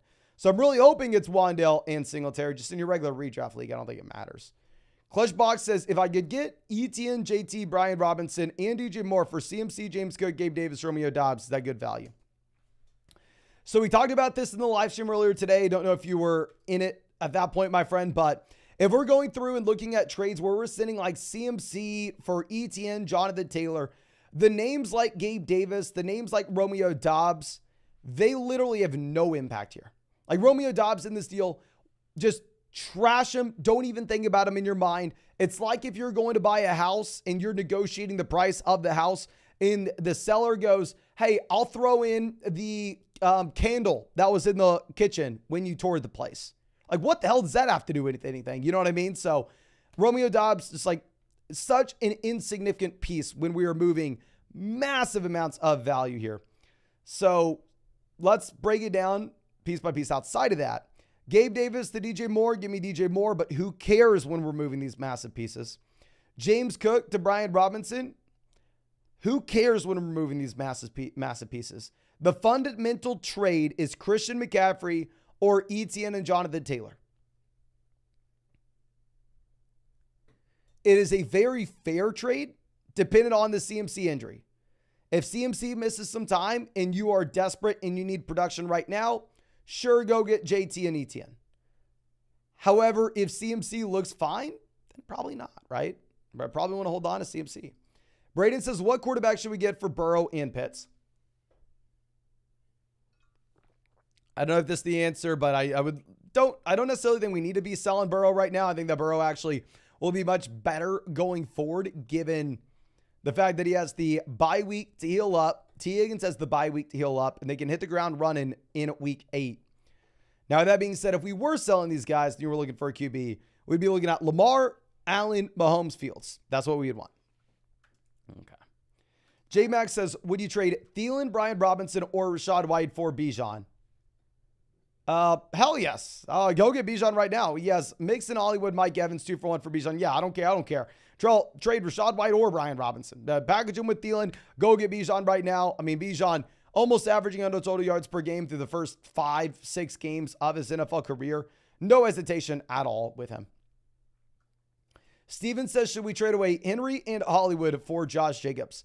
It's a very fair deal depending on your team. I probably prefer Jacobs in a vacuum if it's a full PBR format, except if it's like a deep league, right? If you have to start 3 wide receivers and 2 flexes, then you probably keep the package. Now, OK Red says 10-team PBR, 4 bench spots. We have Lamar, Saquon, Taylor, Gibbs, Brees, White, Chase, Ridley, Debo, Deontay, Kelsey. We're 4-1, need 12 points from Digger the kicker. Hook 'em horns, my man. 80 moves. Hopefully we go to 5-1. And then at that point, if we wanted to go through, if we could sell like Ridley and go get Jefferson, it'd make a ton of sense. But just incredible season so far. 4-1. I mean, whether it's 4-2, 5-1, doesn't really matter. We've overcome the Taylor injury, the Saquon injury, the Gibbs injury, the Brees unavailability at the beginning of the year. I mean, the Burrow injury impacting Jamar Chase. To overcome all of that to be either 4-2, 5-1, incredible. I will say, like, it does make sense to sell for those long-term assets, especially on a team with 4 bench spots. If you could sell like White for Achane or sell Ridley for Jefferson or some combination of those depth pieces, I think that would make a lot of sense here, my friend. Love the team. Cheap Herb says, what are your thoughts on Barkley's performance Sunday? I mean, he got there off of volume and the fact that he was Saquon Barkley. Full transparency, I drafted a lot of Saquon Barkley in underdog drafts. However, I will say, I mean, the offense is very bad. It's going to be extremely difficult to overcome said offense. So I don't necessarily want to come out here and say, oh, Saquon Barkley is going to be just fine. I'm ranking Saquon Barkley as low-end RB1. No, I think that Saquon Barkley probably is a high-end RB2 going forward.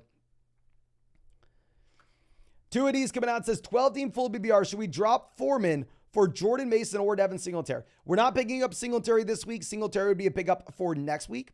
And then drop Elijah Moore for Trey Palmer or JSN. I would drop Elijah Moore for JSN in a heartbeat. And then I would drop Hunter Henry for Pat Frymuth relatively easily. And then the Atlanta versus Green Bay defense will depend on their matchups. Let me go ahead and pull this up. Atlanta plays the Bucks. The over-under of that game's 38.5 points. The Packers play the Broncos. The over-under is 44.5, so this should be in a higher scoring game environment. Now, with that being said, the Packers in this game are 1-point favorites. It's essentially a pick 'em. So it is tough. I mean, Vegas sportsbooks would essentially tell you to probably go through and, I don't know, have the defense with a lower total. And then dropping Foreman for Jordan Mason, I think that we can go ahead and do this dependent on the CMC injury. But like with Foreman,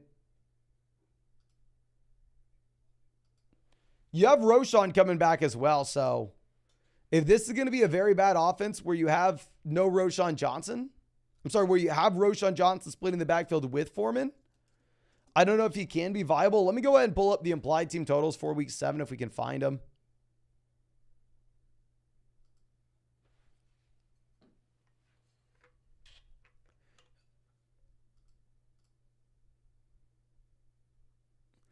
We actually have them perfect. Actually, we do not have an applied team total yet for Chicago based off the Fields injury. Let's do this on our own, right? That site may not have it, but the Bears are 3-point dogs against the Raiders. The over-under of this game's 37.5 points. This is the lowest over-under of any game in the NFL this week. So, I mean, it's very difficult to be excited about Deonta Foreman.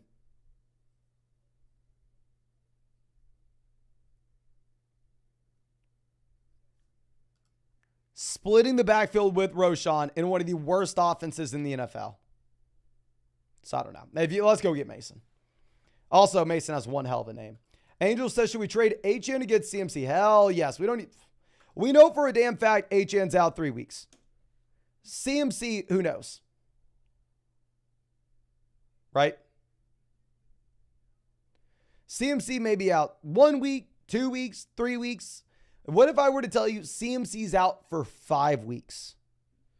This oblique injury is so serious, Christian McCaffrey is going to miss over a month. At that point, who do you want? Do you want Devon Achane or do you want CMC? You still want CMC. And that's like worst case scenario. King Gaze Cookie says traded away DJ Moore for Lamb straight up. Thanks for the advice, brother. Happy for you, my man. And if CeeDee Lamb bust tonight, don't come for me. Don't come for me. Now, Steven says 10-team PBR where we have Lamar, Henry, Montgomery, Diggs, Smith, Ingram, Hopkins. Brown, Johnson, Roschon, Achane, Thomas, Foreman, Connor.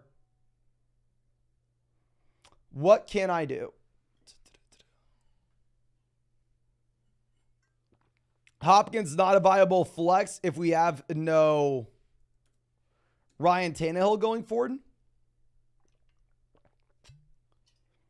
So our flex spot most likely is going to look like Roschon Johnson. We may have no David Montgomery, so we may actually have to throw Montgomery in there at RB2. I think really our plan A is to go out there and hit the waiver wire.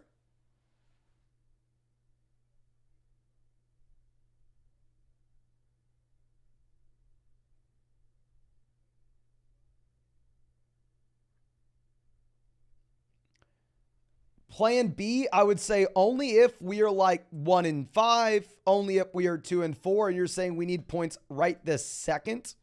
Maybe in that instance, you go sell Devon Achane to get some points in the lineup right now.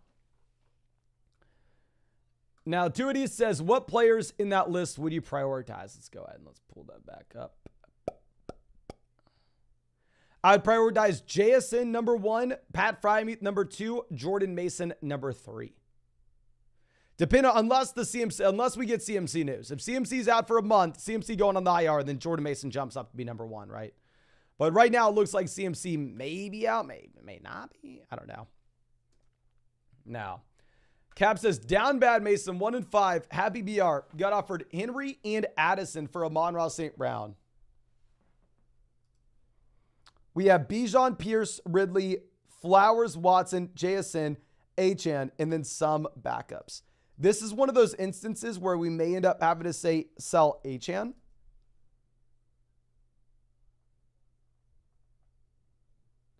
If we could sell, say, Ridley and Achane instead of Amon-Ra St. Brown, I think that'd make a lot of sense on a 1-5 roster. So I would counter. I would go, hey, instead, can I give you Achane, JSN?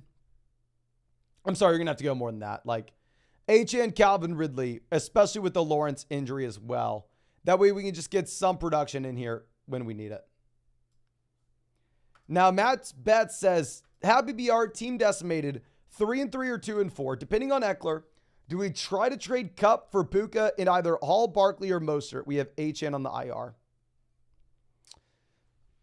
I would say no. I would say we probably hold on to Cooper Kupp. Kupp looks like a top 5 asset in fantasy right now.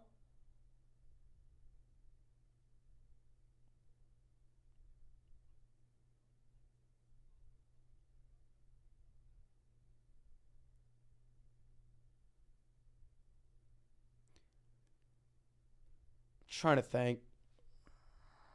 What can we do? I think maybe if you're telling me if we fall to 2-4 and you feel decimated, the play maybe instead to sell like Devon Achane and go get Mostert straight up, right? Especially if that team has a winning record and we can say,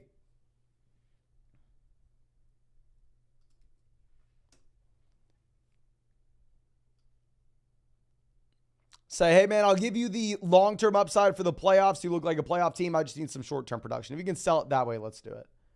Stephen Blake says, I'm 4-1 about to lose this week. Should I just tank? I'm assuming you're trolling, my man. 4-2, better than a lot of other people here. Cheap Burp says, Barkley, Jacobs, Walker, Swift, Kyron, Montgomery, Aaron Jones, 2 running backs, 2 flex, low on wide receiver depth, getting a trade offer. Kyron for Puka. I offered this exact trade last week and they rejected it. Now that Puka flopped, Kyron went off. Kind of sus, no? So we are loaded up at running back depth. We do lose David Montgomery, which will be a little bit of a painful part. But if you're telling me we have no wide receiver depth, it depends on our record. If we need production for right now, I'm completely fine with us going out there and making this play for Puka because, I mean, and I've been saying all season now to sell Puka. I've been saying that. You've heard me say it a million times. So I would love to come out here and say, told you so, told you so, told you so. In reality, that's not the case. Puka was 6 inches away from another touchdown this week. If you would have had that other touchdown, you would have been walking away with like 55 receiving yards, 5 receptions, and a receiving touchdown, and nobody would be batting an eye.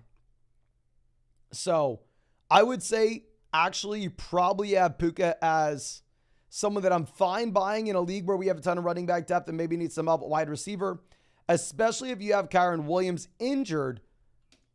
I mean, I don't know exactly what the timeline is for Kyron Williams. I know he's missing this week, though. So I think that Puka may be a buy. I think if we can sell an injured running back when we need a wide receiver and go get Puka, let's do it. I think Puka's going to be just fine. Okay. Let's move this over. And we've been live for over 2.5 hours, ladies and gentlemen. If you have not done so already, go down there, hit that like button, subscribe to the channel if you play fantasy football. And if you wanted to check out any of those pick'ems over on Underdog Fantasy, now is by far and away the best time to do so. It's promo code FLOCK, 100% a positive match, plus our rest of season fantasy football rankings and tiers. And on top of that, because it was our birthday this week, Underdog's going to hook you up with a special pick of more than less than half a total yard for the game for Justin Herbert. And if you're new to Underdog Fantasy, you're going to get a Dak Prescott special pick 'em on top of that, more than less than half a total yard. Literally, I've never seen something like this before, so please make sure you're taking advantage while you can. Now, Will says, I'm 1-4, happy BR. We have Lamar, Wilson, Ridley, Taylor, Hall, Robinson, Cole Kmet. The bench is Watson, Terry, Michael Thomas. Any next moves? If we could sell Terry McLaurin highly and package him with Cole Kmet and go get a tight end that just flopped like George Kittle and bet on the volatility at the position, I think that makes a lot of sense. On a 1-4 team, the goal is not to think about long-term upside, but instead to just begin to prioritize production this week because we're essentially beginning to enter in like our version of the fantasy football playoffs if we're like 1-4, 1-5. Richie, always happy to see us, says, PBR freaking out. We have Allen, Lamb, Addison, Hollywood, London, Sutton, CMC, Brees, White, Hawkinson. Should I look to package a 2-for-1 deal? You're in a great spot here, my man. And yeah, if you can send Drake London and Rashad White and go get a running back upgrade, or Drake London and Breece Hall and go get a running back upgrade, go for it. Like if you can send London and Breece Hall and go get Bijan Robinson, I think that'd be an absolute no-brainer. Even, I mean, the CMC injury is obviously a little frustrating, but you have so many viable guys here that we still have 2 running backs that we can play right now, especially with Rachaad White already through his bye. So you're in a very good spot. Caleb says, should I trade Hockenson for Montgomery and Mostert? I'm weak at running back too. We have Stevenson full BBR. Rest of the team is solid besides quarterback, where we have no backup.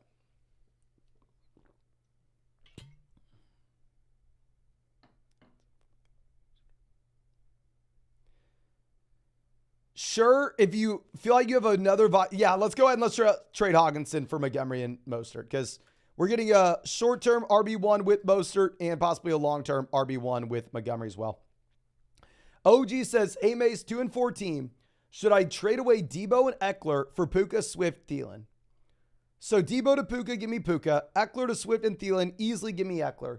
Is Thielen viable long-term? Thanks for everything, brother. Appreciate you, my man. I think that Thielen's probably a high-end wide receiver 2 long-term. I thought he was a mid to low-end wide receiver 2. Clearly, we are wrong. Do I think that we want to be selling like Austin Eckler for him? I probably don't. Get everybody help out OG. OG's been with us for a while. Who would you rather have? Would you rather have Debo and Eckler or Puka, Swift, and Thielen? Debo and Eckler or Puka, Swift, and Thielen? Please let us know in the chat. I'd probably go with the best player. Cheap Burp says 2-3, probably going to go 2-4. Okay, if that's the situation, we probably have to go through and make that play, especially with Chase on bye. Yeah, let's go get Puka. Cheeks Moik says, is Keaton worth stashing? Fields down, can get Dak. Go get Dak off the waiver wire. Way rather pick up Dak than Keaton Mitchell. I think Keaton Mitchell maybe is someone that gives you something. In reality, with Keaton Mitchell, is probably a running back that even if he has a role, he's in a 3-man running back by committee, you're not excited about. Toast says, someone dropped Aaron Jones. Do I drop Pickens right now? Yes, pick up Pickens for Aaron Jones immediately, my friend. Okay. Now, J-Mac again says, trade Bijan, Godwin, Ridley, Hockenson for Chase, Breece, Pitts, Smith. Okay. Bijan to Chase, give me Chase. It's close. Godwin to Breece, give me Breece. It's not close. Ridley to Devonta Smith, it's up to you. Hockenson to Pitts, give me Hockenson. It's not close. I probably hold on to Bijan and Hockenson. If we can make this deal where we keep Hockenson and they keep Kyle Pitts, then we go ahead and do it.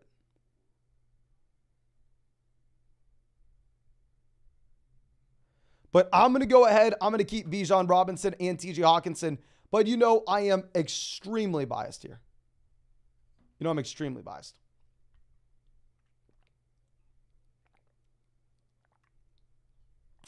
Okay. Let's go through. Eric says, hey, I've been offered to trade a Puka for Jacoby Myers. I'm the one receiving Puka. Would you accept? Yes, I 100% would. I do not have Puka on many teams, but if I could sell Jacoby, I do have Jacoby Myers in a considerable amount of spots. If I could sell Myers for Puka, I do so in a heartbeat. Can everybody spam the chat? Who do you have winning this game? Do you have the Chargers or the Cowboys winning? Please let me know, ladies and gentlemen. Please let me know.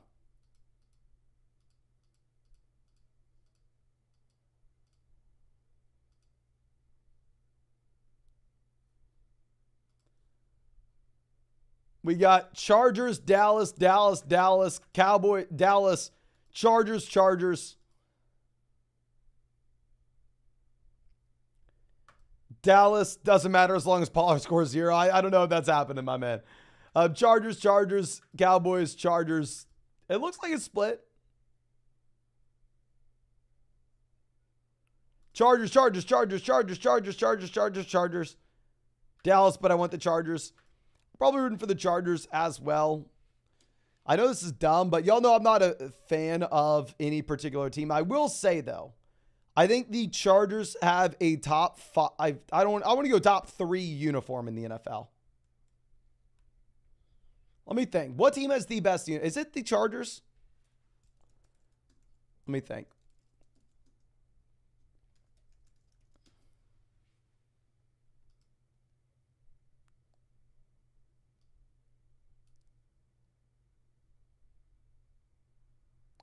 Looking at uniforms now, Chargers have best uniforms.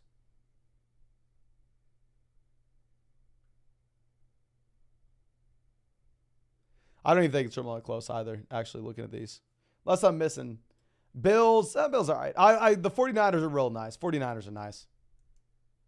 Jets, Commanders maybe are the worst uniforms I've ever seen. Bucks, Creamsicle was interesting to look at. Saints, Color Rush. What's the Saints Color Rush? Let me pull this up.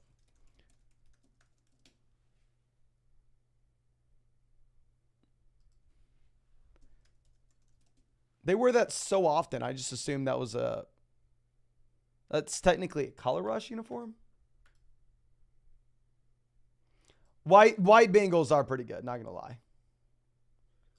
I've not seen the Philly all black. Let me pull this up.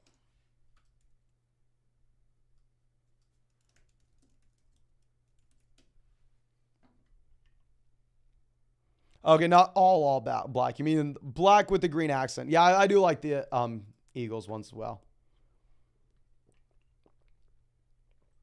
Okay. But I think that should be it for the stream. Again, thank you so much for hanging out with us, ladies and gentlemen. Again, if you wanted to check out any of those pick'ems over on Underdog, you still got time, and now is by far and away the best time to do so. Promo code FLOCK, 100% deposit match, plus our rest of season fantasy football rankings and tiers, plus a Dak Prescott special pick'em, more than less than half a total yard for tonight's game. If you're new to Underdog, and since it was our birthday this week, you're also getting hooked up with a Justin Herbert special pick'em, more than less than half a total yard. Literally, that stuff's never happening. I mean, 2 in the same game's nuts. Their Underdog hooked this up for our birthday, so please make sure you take advantage. Thoughts on Christian Watson and also have Nico Collins? I think Watson will be good going forward. It really comes down to Jordan Love. But thank you again. I really do appreciate y'all. I really hope you have a great night, and I'll see you after the game. You know I'll be live after the game, of course.